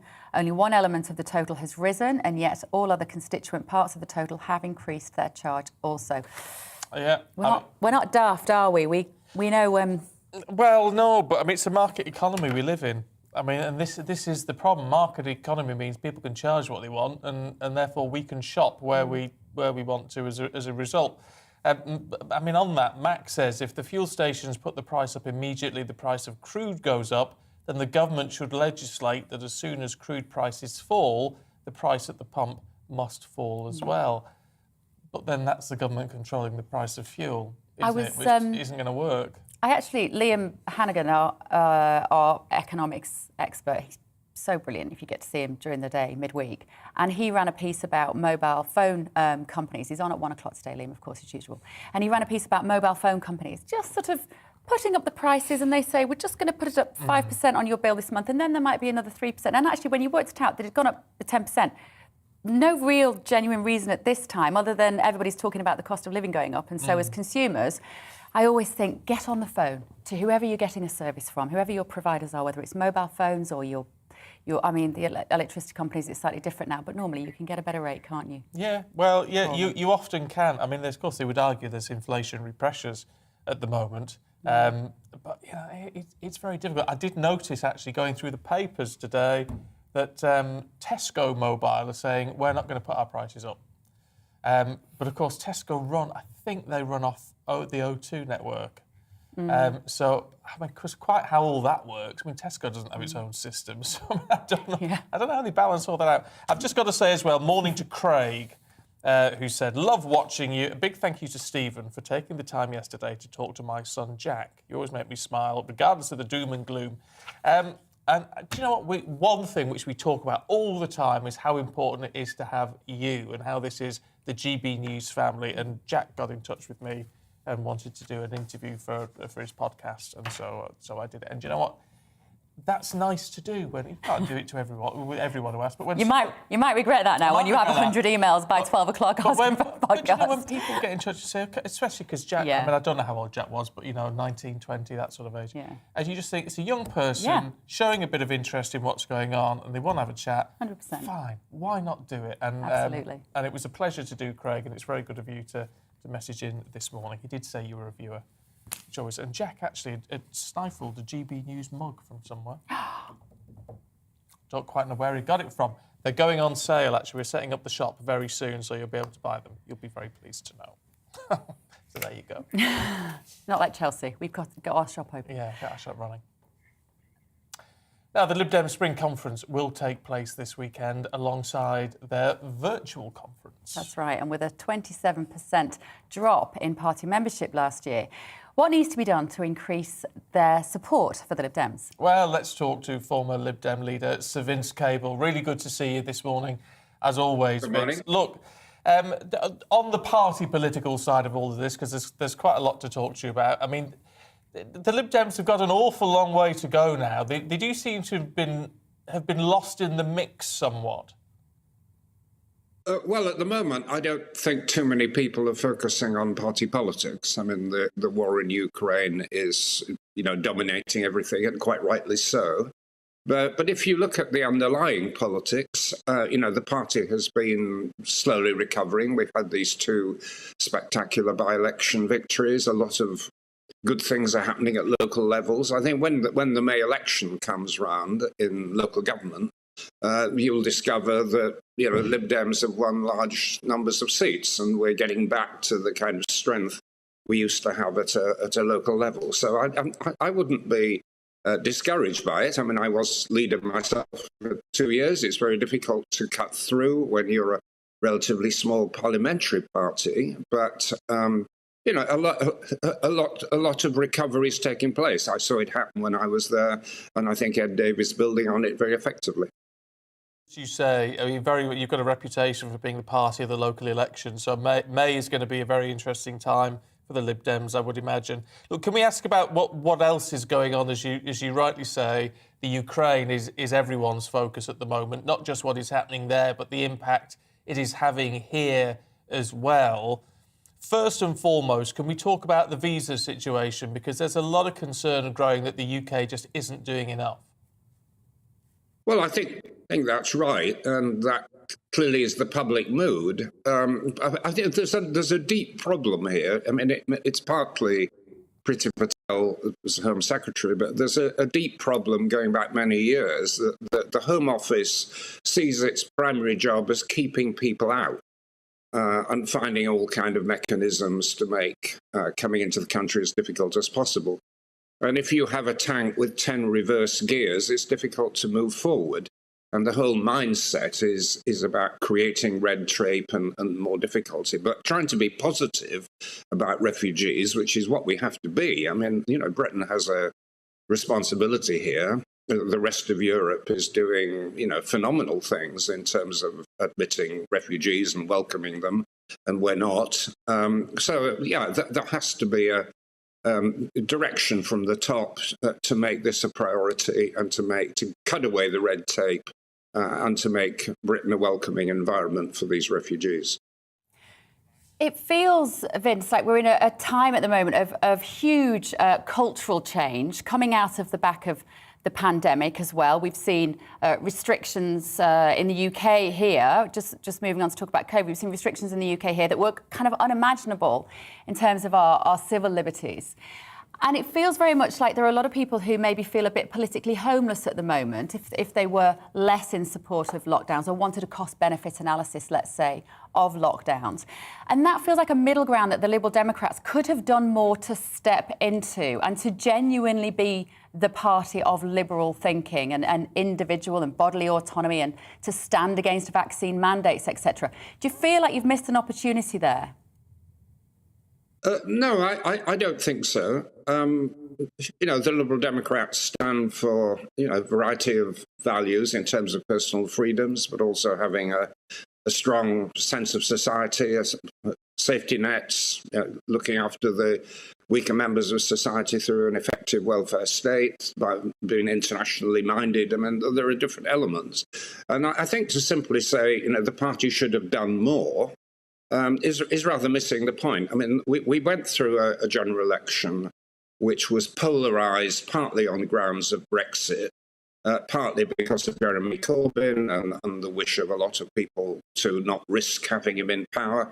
And that split the country towards Johnson's Tories and the residual support for the Labour Party, and we were squeezed out of that. I think next time round, there will be more sensible Labour leadership, probably a change in the Conservatives too. People will be looking at this with a much more open mind. And the Liberal Democrats, I think, will come through quite strongly in that environment. Well, we shall wait and see. And as we always do, Vince, we know elections are, exciting times for us, if terrifying times for politicians, but I'll be looking forward to it anyway, even if the politicians aren't.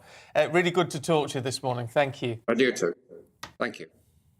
Now, it's time for On Your Doorstep.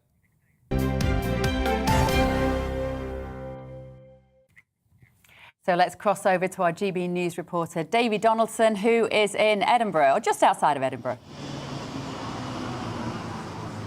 Yeah, that's right. No surprise, people that know me, that I've managed to find a cafe. I've already had ice cream this morning at about 8 o'clock, so I'm now going to try and see if I can get a bacon roll. Come with us. Good morning, sir. How you Good doing? morning. Yeah, not bad, not bad. So what's your name? My name's Chris Feltham. And this is your business, I take it, Chris? Yeah, it is, yeah. And how long have you been running this? I opened this in July at the end of the sort of first lockdown, so nearly 2 years now, so yeah. During lockdown, you opened it? Yeah, it was a bit of a rash mental decision, but I went with it anyway. I figured people would still eat despite the pandemic, you know. So what was it like during the pandemic? Because a lot of people would have struggled. Yeah, it was interesting. To start with, we were allowed to get people into the shop, and then the rules tightened a bit, and we had to serve people from the front door, which was weird, and I had to put all the cakes in the window, which is not ideal because we face the sun all day. But it was actually really good. We were supported by all the locals. Everyone was bored. Everyone wanted to spend money on cake and coffee and sandwiches. So it was brilliant. It was a great start to the business, you know. So yeah, it was really good. So it's really gone from strength to strength, simply because people, as you say, had very little to do. You're out near the coast here, people coming out cycling, walking, etc. Yeah, it's an active little town. You know, it's on the John Muir Way. The shop is on the John Muir Way. There's lots of walkers, lots of people come to Queensferry to swim in the Forth. So I've got wild swimmers that come in every week. We've got people that are cycling across Scotland. I fed a guy the other week who'd walked around the coast of the UK. And obviously he walked past here, you know, which was great. So we had breakfast with him, which was nice. And so yeah, we get some really interesting characters, yeah. Lots of bike memorabilia here behind sure. you, so quite something. Just talk us through some of this. Yeah, so I had a couple of bike shops for 10 years, and as you do, I collected lots of memorabilia. Some of it I paid a lot of money for it. I was very drunk and bought it at charity sort of things I went to. These are sort of signed posters. Bradley Wiggins when he was racing against Lance Armstrong. I've met Chris Hoy a few times. So just sort of signed jerseys.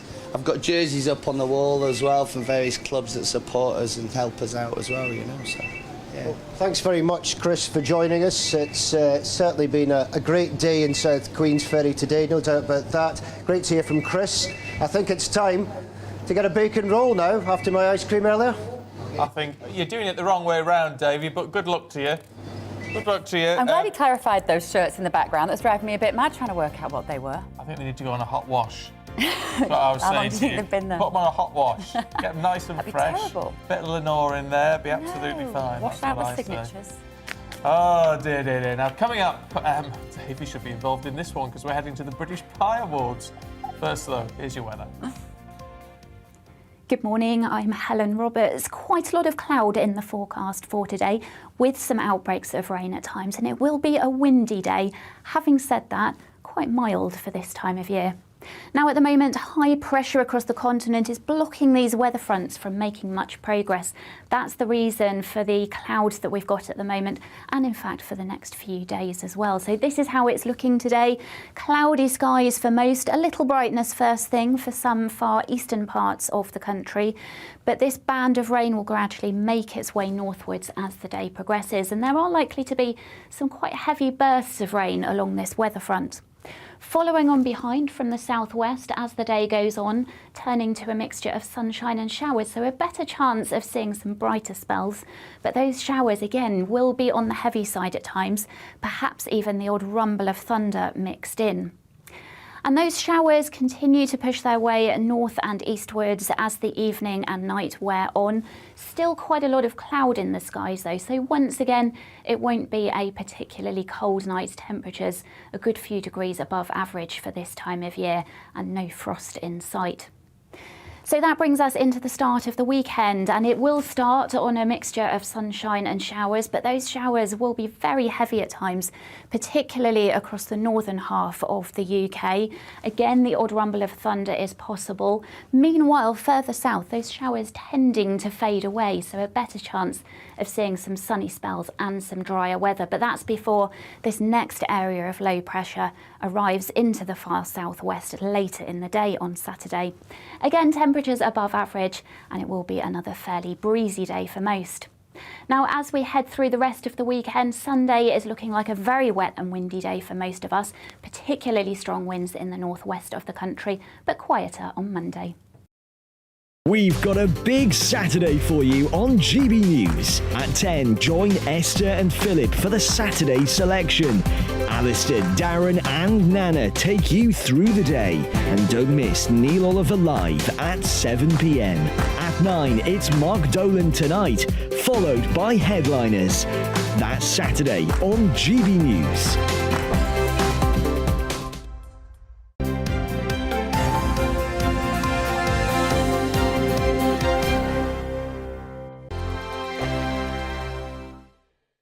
GB News is the UK's home of discussion and debate from all perspectives. To stay up to date on the latest stories, make sure that you subscribe to the GB News channel right here on YouTube. You can watch us live 24/7 across the whole world. You can also check out exclusive content and catch up on previous episodes of your favourite shows.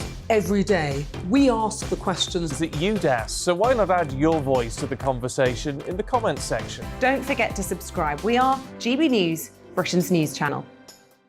Every night at 11 on GB News, we bring you the next day's stories the day before. It's basically like time travel. If it's a big story, we'll cover it, guaranteed. But we'll also have some fun along the way. Big opinions, big laughs. Sometimes big hair. This is Headliners, the paper review show that won't send you to sleep like the others will. 11 p.m, 7 nights a week. Join us.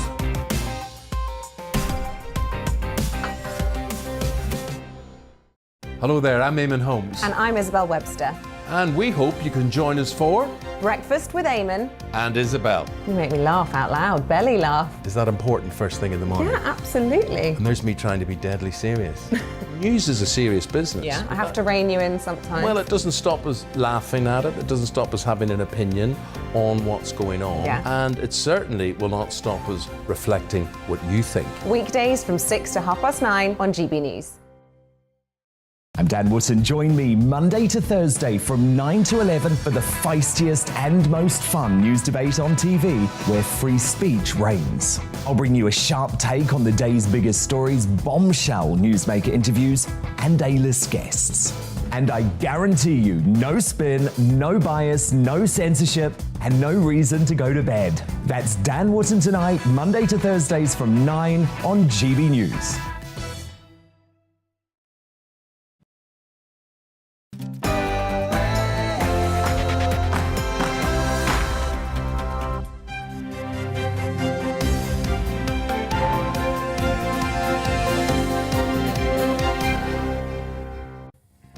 Day 16 of Russia's invasion of Ukraine, and President Zelensky warns that the threat of chemical weapons is very real during his latest televised address. Good morning, it's 9 o'clock on Friday, the 11th of March. This is Breakfast on GB News with Stephen and Bev. Well, we're live across the whole of the UK on your TV, on your radio and online. And this is what we've got for you this morning.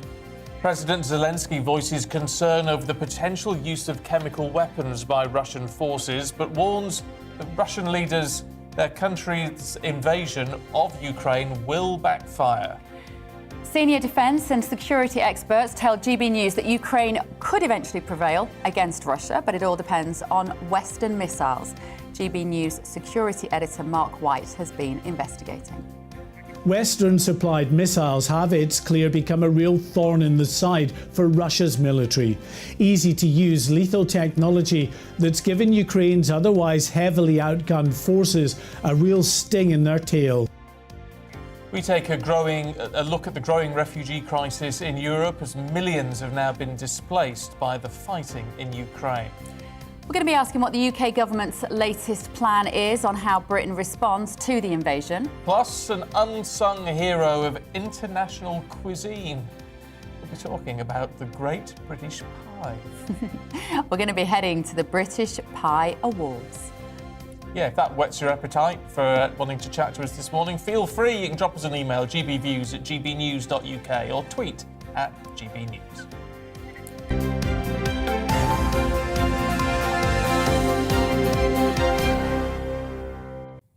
So it is day 16 of Russia's invasion of Ukraine, and President Zelensky has denounced Russia, calling it a terrorist state in his latest video speech. This comes after accusations of Russian forces attacking a convoy of humanitarian aid for the besieged city of Mariupol. Well, Paul Hawkins is in Hungary, where currently more than 200,000 refugees have headed into the country. Morning to you, Paul. I mean, it's a huge effort from the Hungarian authorities, but obviously just a point of absolute desperation for those 200,000 plus refugees. Yeah, absolutely. Morning, Stephen. Morning, Bev. Yeah, it is. That is absolutely it. And the Hungarian authorities have been rising to the challenge, thanks to charities like Caritas, who've set up this refugee centre at Barabbas. We're about a 20-minute walk from the border that way, and Caritas have been the designated charity for this part of Hungary, and other charities are helping to run the humanitarian effort in other parts of the country. And we should add, by the way, I mean, the border a lot smaller than it is in Poland. It's only 85 miles long. There are about 5 crossings, but humanitarian charities, registration centres here, they've sprung up, and they've been trying to help with the humanitarian crisis. And it's not just charities as well that have been helping out at the centres. We can speak now to the chief rabbi of Ukraine, Yaakov Dov Blai. Thank you for speaking to us, Rabbi. First of all, just tell us how you've been helping out with the humanitarian effort in Ukraine. So I've been living in Ukraine for 32 years. So as soon as the war started and the attack started, even before, we prepared some refugee camps for people that have to leave Kiev, not understanding to what extent the land attack will be. So when the ground attack came, it turned out that this place that we prepared 100 kilometers to west of Kiev was also too close for comfort, and there was fighting going around there. So at that point, I started evacuating that camp to the west, but immediately on Monday of last week, we began sending buses to the borders. And this became our favorite border, because it's a good border, an easy border. We've sent close to 2,000 people already out of the country from different cities, including Kiev, Cherkasy, Uman, Vasilkov, Belitserka, Vinnytsia, all over Ukraine. Well, not all over, but under the places that have the issues and are under attack. Yeah. And this is what we're doing. We're just trying to get people evacuated, especially the women and the children, as much as possible, as quickly as possible. Yeah. What are the challenges with that evacuation effort, with that number of people? Well, the first thing is, first challenge is to get people to want to leave, because when it gets quiet, we've noticed waves that when the bombing stops in any city, so people think it's going to get better, and the numbers go down, and people stop leaving, not understanding that it may be the quiet before the storm. So it's something that if people's lives are in danger, we want them out of any dangerous way. Now, especially after the attacks started taking place against the population rather than against the army, when Putin decided that he wants to destroy the Ukrainian people and just wipe everybody out with the blanket bombing, similar to what he did maybe in Chechnya and Grozny or in other places.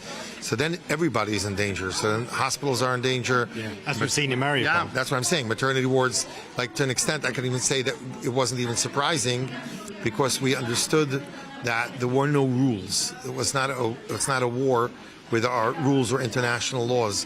It's just killing whoever moves and whatever moves.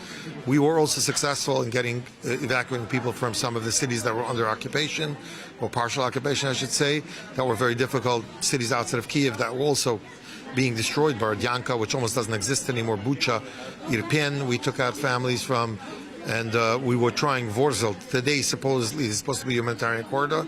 But as we know, the humanitarian corridors aren't always really kept to by the Russians.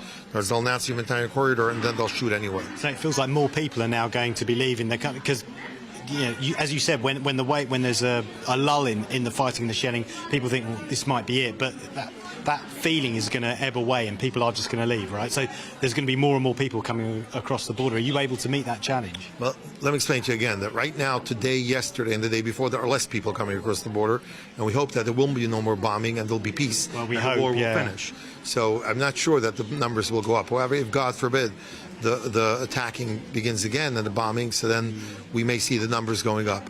Now, again, my issue right now is that there's an ability, a possibility, and an opportunity to get people out of these cities. Once it becomes too dangerous that the buses won't go in, we can't evacuate. So if, God forbid, a city is under attack already, then it's too late. We can't get people out. So that's the challenge, is to get as many people out when you can get them out, number one. Number two, 90% of the people I meet, they want to go back home. They're not leaving. They left their families behind, left their belongings behind, they left their motherland behind, their homeland behind. So for them, this is a temporary, place that they're coming to, and it's, they want to come back home. They want back to Ukraine, and they've only left because of their safety. And something that we have to keep in mind, that to have this great amount of mass exodus of over 2 million people within less than 2 weeks is something that is shocking in its numbers, especially in 2022.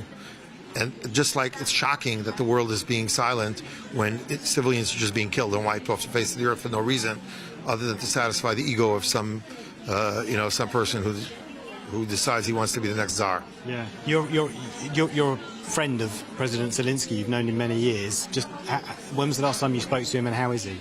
So first of all, I wouldn't consider myself a friend, but we know each other. Okay. Yeah. Sorry, people cannot see. Yeah. Sorry, we're just going to move out of the way now because obviously lots of families are making their way into the centre now. So just very quickly, Rabbi. As I was saying, so I know him, and he called me actually since I'm the chief rabbi. So he called and asked that the Jewish community pray for him. This was during the war already, when he was already leading the country in war. Approximately 2 weeks ago, less than 2 weeks ago, asking that the Jewish community throughout the world pray for the soldiers of Ukraine, which I told them we're doing anyway, and we are praying every single day. All over the world, we're praying for the success of the Ukrainian army and for the, I would say, for the war to stop, basically. Yeah. So and he explained that the Ukrainian army may be outnumbered, but the spirit that they have and the will and the need to be victorious is what's going to lead them, and they just need God's help to be able to get through this. And I'm sure that there's an angel going along with every single Ukrainian soldier, making sure that they win and they're victorious. Rabbi, thank you for speaking to us. Thank you very much for covering this, because it's important that the world sees this. Yeah. Because when the tribunal comes up and they say, where was everyone, we can show that it was all on the news and everyone knew this was happening and did nothing about it. Yeah. Well, thank you for speaking to us on GB News. Really appreciate it. Thank you. That is the Chief Rabbi of Ukraine, a very influential man in the country, giving us his thoughts and helping out with the humanitarian effort. OK, Paul, thanks very much for that. It's really interesting to get the rabbi's views. Let's talk to Technology Minister Chris Philp, who joins us now. Minister, it's good to see you this morning as we look at this unfolding and escalating humanitarian crisis. Is the British government stepping up to the plate, do you think? Yes, I think the UK government is stepping up to the plate in a whole number of different ways. Let me just go through the main ones. Firstly, in terms of military assistance, obviously the first priority is to make sure the very brave Ukrainian army and Ukrainian volunteers have the weapons they need to repel these barbaric invaders Russian invaders who are indiscriminately attacking hospitals, shooting civilians as they're fleeing. We've now supplied 3,615 anti-armour and anti-tank armaments. We're supplying Javelin missiles. We're looking also at supplying some surface-to-air anti-aircraft missiles as well. So we and other allies are doing everything we can to arm the Ukrainian army and enable them to repel this barbaric invasion. Secondly, we're leading the world in imposing crippling economic sanctions on the criminal Putin, in my view, regime. We sanctioned another 7 individuals yesterday, including Abramovich and the people responsible for running businesses like Gazprom and Rossiya Bank, VTB Bank. These are the people who enable and support and sustain Putin's regime. But that is on top of the over 300 individuals and entities sanctioned already. It's on top of the £500 billion of Russian bank assets in the UK that have been frozen already. That's more than in the European Union or in North America.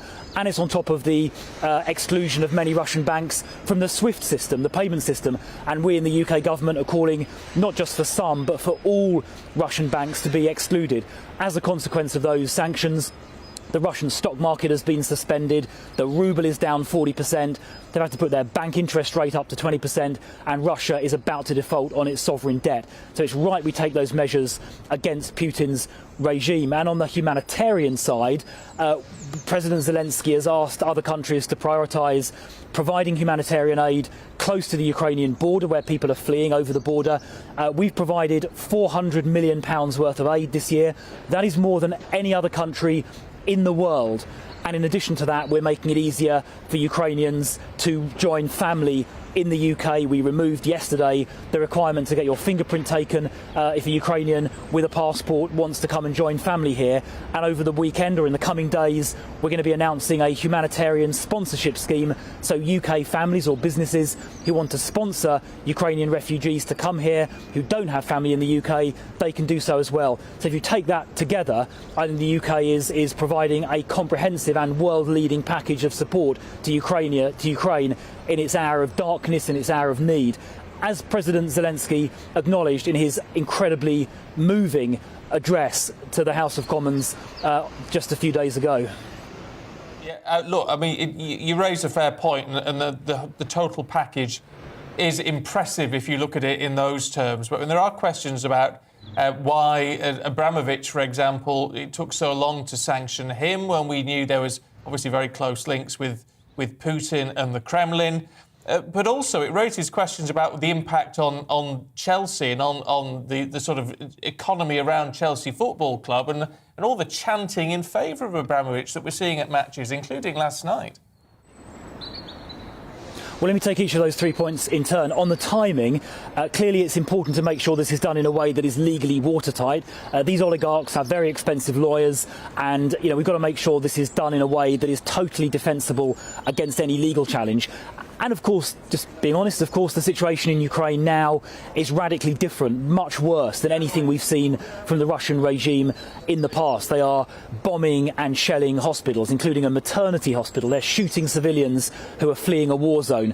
What they're doing is despicable, and that's why we're turning up the temperature. On your second question, I think it was about Chelsea Football Club. Obviously, we're sanctioning all of Abramovich's assets in the UK, and that includes Chelsea Football Club. But we put in place yesterday licence conditions that enable Chelsea to continue playing football and continue trading as a football club. That's why the game against Norwich last night, the away game, was able to go ahead, and why their other games will be able to go ahead. And if the club want us to vary those conditions in a way that lets them keep playing, we'll obviously look at those requests. The critical point about the licence conditions is it prevents any financial benefit ending up in Abramovich's hands because he is now a sanctioned individual. On your last point about the chanting, look, I'm a football fan myself. I'm a Palace fan from South London. But I would just say to the Chelsea fans, look, I know they have affection for Abramovich for historical reasons, but what is happening in Ukraine is a humanitarian disaster. Abramovich is a crony, a close crony and associate of Putin, who is presiding over the slaughter of civilians. And that humanitarian catastrophe, that barbarism unfolding in Ukraine is more important than any game of football, and I would just ask anyone to just keep that in mind. Minister, appreciate your time. Thank you. Well, now, senior defence and security experts have told us here at GB News that Ukraine could eventually prevail in its efforts to resist the invasion if Ukrainian forces get enough of those Western-supplied missile systems. This comes as the UK Defence Secretary revealed that Britain was now examining ways of sending a cutting-edge anti-aircraft missile system to Ukraine. Well, our security editor Mark White has been examining the various anti-tank and anti-air systems already being sent across the Ukrainian border and their what seems to be pretty good effectiveness on the battlefield. Western-supplied missiles have, it's clear, become a real thorn in the side for Russia's military. Easy-to-use lethal technology that's given Ukraine's otherwise heavily outgunned forces a real sting in their tail and helped slow Russian advances. Defence intelligence sources say more than 20,000 anti-tank and anti-air missiles have now been supplied to Ukraine. This includes 3,615 UK missiles so far, with more on the way. In fact, the UK was the first Western country to supply and train Ukrainian forces in the use of the NLAW anti-tank shoulder launch system, handing over 2,000 missiles long before Russia invaded. They are highly effective line-of-sight weapons. Some of these people literally are straight out of the office. I mean, they've got no military training. And so actually having a weapon that is easy to use is brilliant. But for many of these people, that firing that weapon will be the first military act of their life. The UK will also supply some Javelin anti-tank missiles, along with the 1,000 supplied by the US and some other nations. The high explosive warhead has a much further effective range than the NLAW. The US has supplied more than 2,000 Stinger anti-aircraft missiles, with Germany sending a further 500 Stingers. But Ukraine says it's desperate for more. That's prompted the UK to announce it's now examining how to send some of its stock of Starstreak anti-air missiles to Ukraine. That system, which can be mounted on vehicles or even handheld, can propel a missile at 4 times the speed of sound and reach an altitude of 4 miles. The difference between the Stinger and the Starstreak is the Stinger chases the tail of an aeroplane. It homes in on the infrared signature primarily from the engine exhaust. With Starstreak, you can meet the threat head on. The Ukrainians have claimed their forces have been able to destroy more than 300 tanks, thanks mainly to Western-supplied missiles. And they also claim to have shot down around 50 Russian jets. We have no way of independently verifying those claims. There will be no compromise on the part of the Russians. They will be beaten by the Ukrainians, which is why the missiles are so important, because those are the tools that they need to actually to do the business. I don't think Russia quite understands the trouble it's in. Well, 14 countries have supplied missiles to Ukraine, and despite Russia's objections, they're continuing to smuggle many more over the Ukrainian border. Mark White there. Now, coming up, we're going to change pace. Change the mood a little. It's quite the weekend. considerably, yes. Just a bit. Yeah. Fancy a pie? As we're heading to the British Pie Awards in just a couple of minutes. Good morning, I'm Helen Roberts. Quite a lot of cloud in the forecast for today, with some outbreaks of rain at times, and it will be a windy day. Having said that, quite mild for this time of year. Now, at the moment, high pressure across the continent is blocking these weather fronts from making much progress. That's the reason for the clouds that we've got at the moment, and in fact for the next few days as well. So this is how it's looking today. Cloudy skies for most, a little brightness first thing for some far eastern parts of the country. But this band of rain will gradually make its way northwards as the day progresses, and there are likely to be some quite heavy bursts of rain along this weather front. Following on behind from the southwest as the day goes on, turning to a mixture of sunshine and showers, so a better chance of seeing some brighter spells. But those showers, again, will be on the heavy side at times, perhaps even the odd rumble of thunder mixed in. And those showers continue to push their way north and eastwards as the evening and night wear on. Still quite a lot of cloud in the skies though, so once again it won't be a particularly cold night. Temperatures a good few degrees above average for this time of year, and no frost in sight. So that brings us into the start of the weekend, and it will start on a mixture of sunshine and showers, but those showers will be very heavy at times, particularly across the northern half of the UK. Again, the odd rumble of thunder is possible. Meanwhile, further south, those showers tending to fade away, so a better chance of seeing some sunny spells and some drier weather. But that's before this next area of low pressure arrives into the far southwest later in the day on Saturday. Again, temperatures above average, and it will be another fairly breezy day for most. Now, as we head through the rest of the weekend, Sunday is looking like a very wet and windy day for most of us, particularly strong winds in the northwest of the country, but quieter on Monday.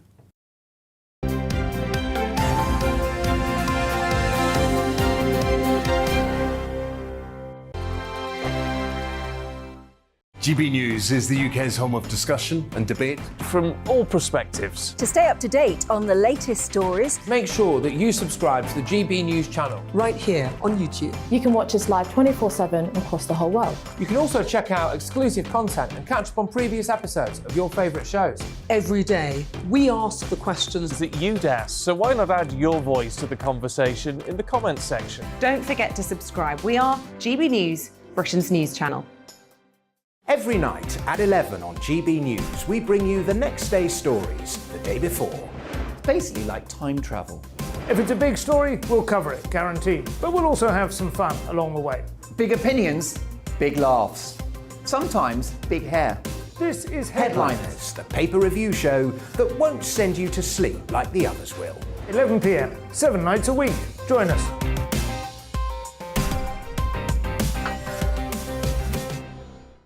Hello there, I'm Eamon Holmes. And I'm Isabel Webster. And we hope you can join us for Breakfast with Eamon and Isabel. You make me laugh out loud, belly laugh. Is that important first thing in the morning? Yeah, absolutely. And there's me trying to be deadly serious.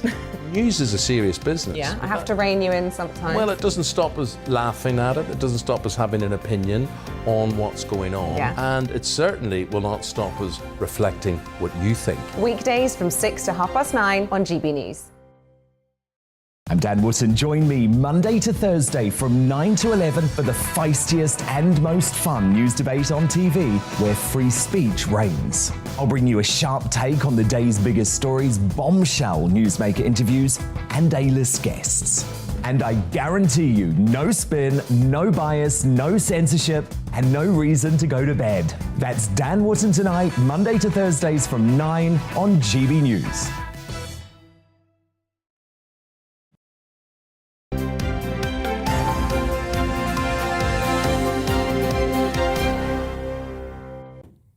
Cheese and onion, just saying. Oh, chicken and vegetable, anytime, with a bit of tarragon in there. Oh. Do you know what we're talking about? Have you guessed yet? Pies.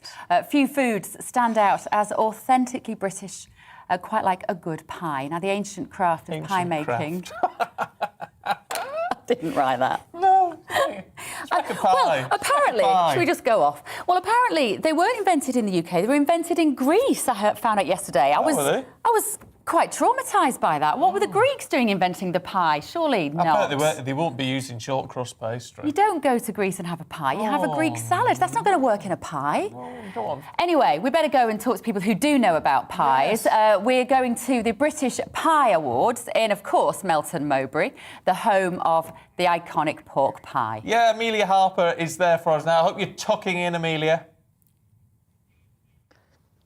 Oh, absolutely. Well, welcome to my unconventional second breakfast. I do have to say we are surrounded by a couple of plates. We've got a rather large pork pie here. Of course, we are in Melton Mowbray, the home of the pork pie. It can only be, it's a protected term only made in a designated area around Melton. And of course, this is for the British Pie Awards, a celebration of all things British. This is its 14th year. And here to tell us a little bit more about this is Stephen Hallam. You are the treasurer of the Pork Pie Association. So you are the fountain of knowledge when it comes to all things pie. So welcome to the Great British Breakfast with us here. Now, we are sitting at this beautifully laid out table inside this really large church here in the rural capital of food, because we're about to have, well, we're preparing for a luncheon. I was told it was luncheon, not lunch. I got ticked off about that earlier, so there we go.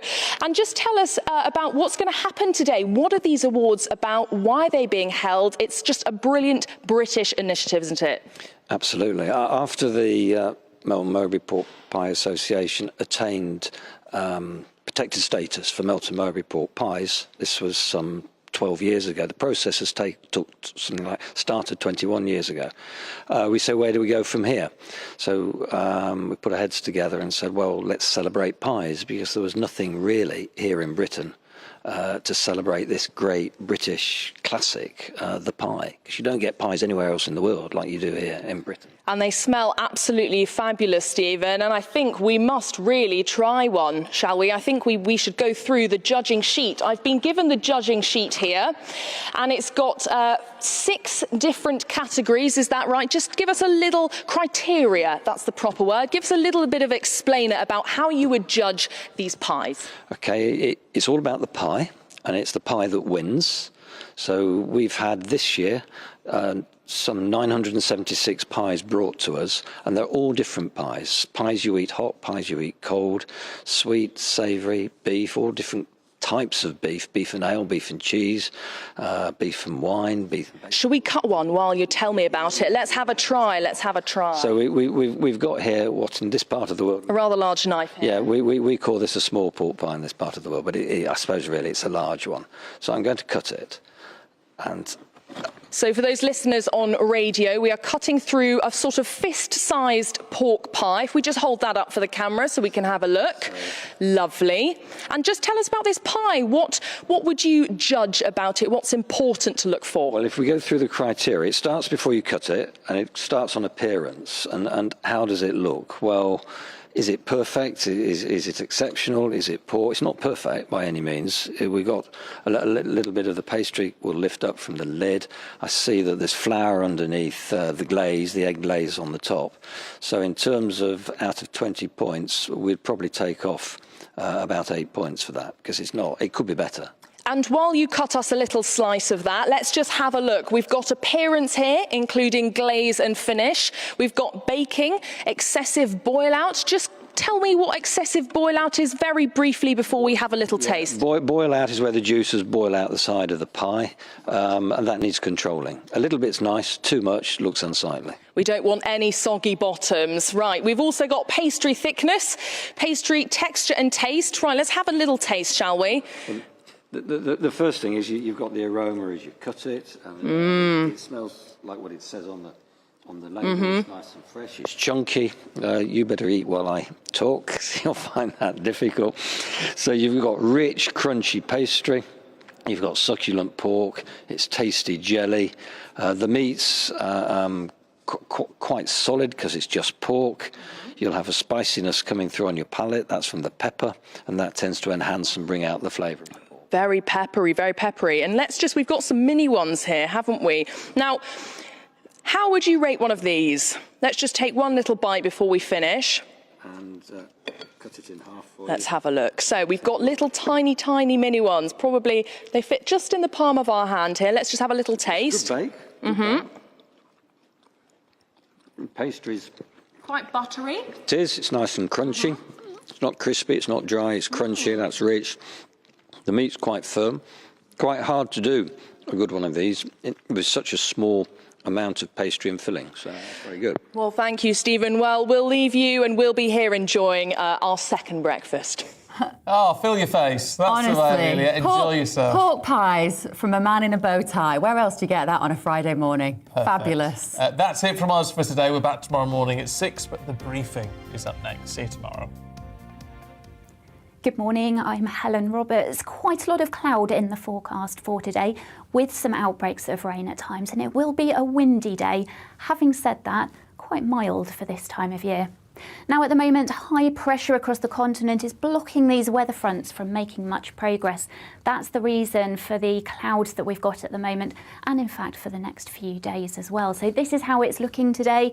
Cloudy skies for most, a little brightness first thing for some far eastern parts of the country.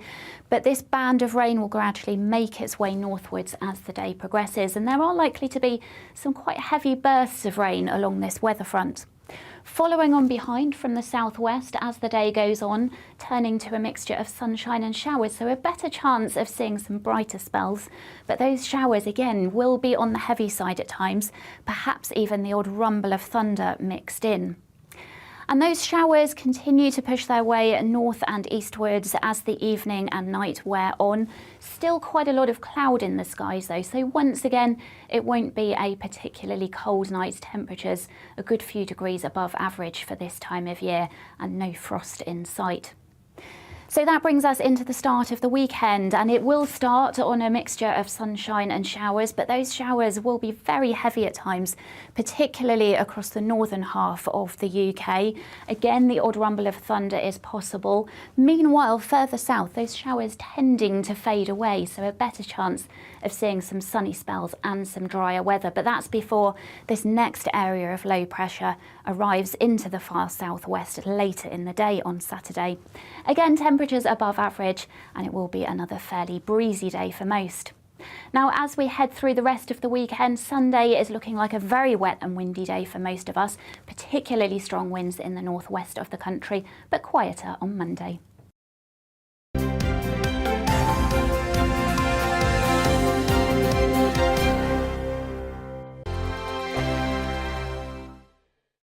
GB News is the UK's home of discussion and debate from all perspectives. To stay up to date on the latest stories, make sure that you subscribe to the GB News channel right here on YouTube. You can watch us live 24/7 across the whole world. You can also check out exclusive content and catch up on previous episodes of your favourite shows.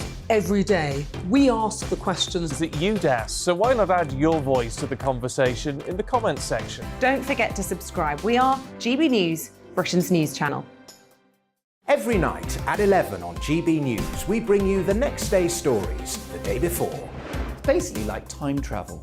If it's a big story, we'll cover it, guaranteed. But we'll also have some fun along the way. Big opinions, big laughs. Sometimes big hair. This is Headliners, the paper review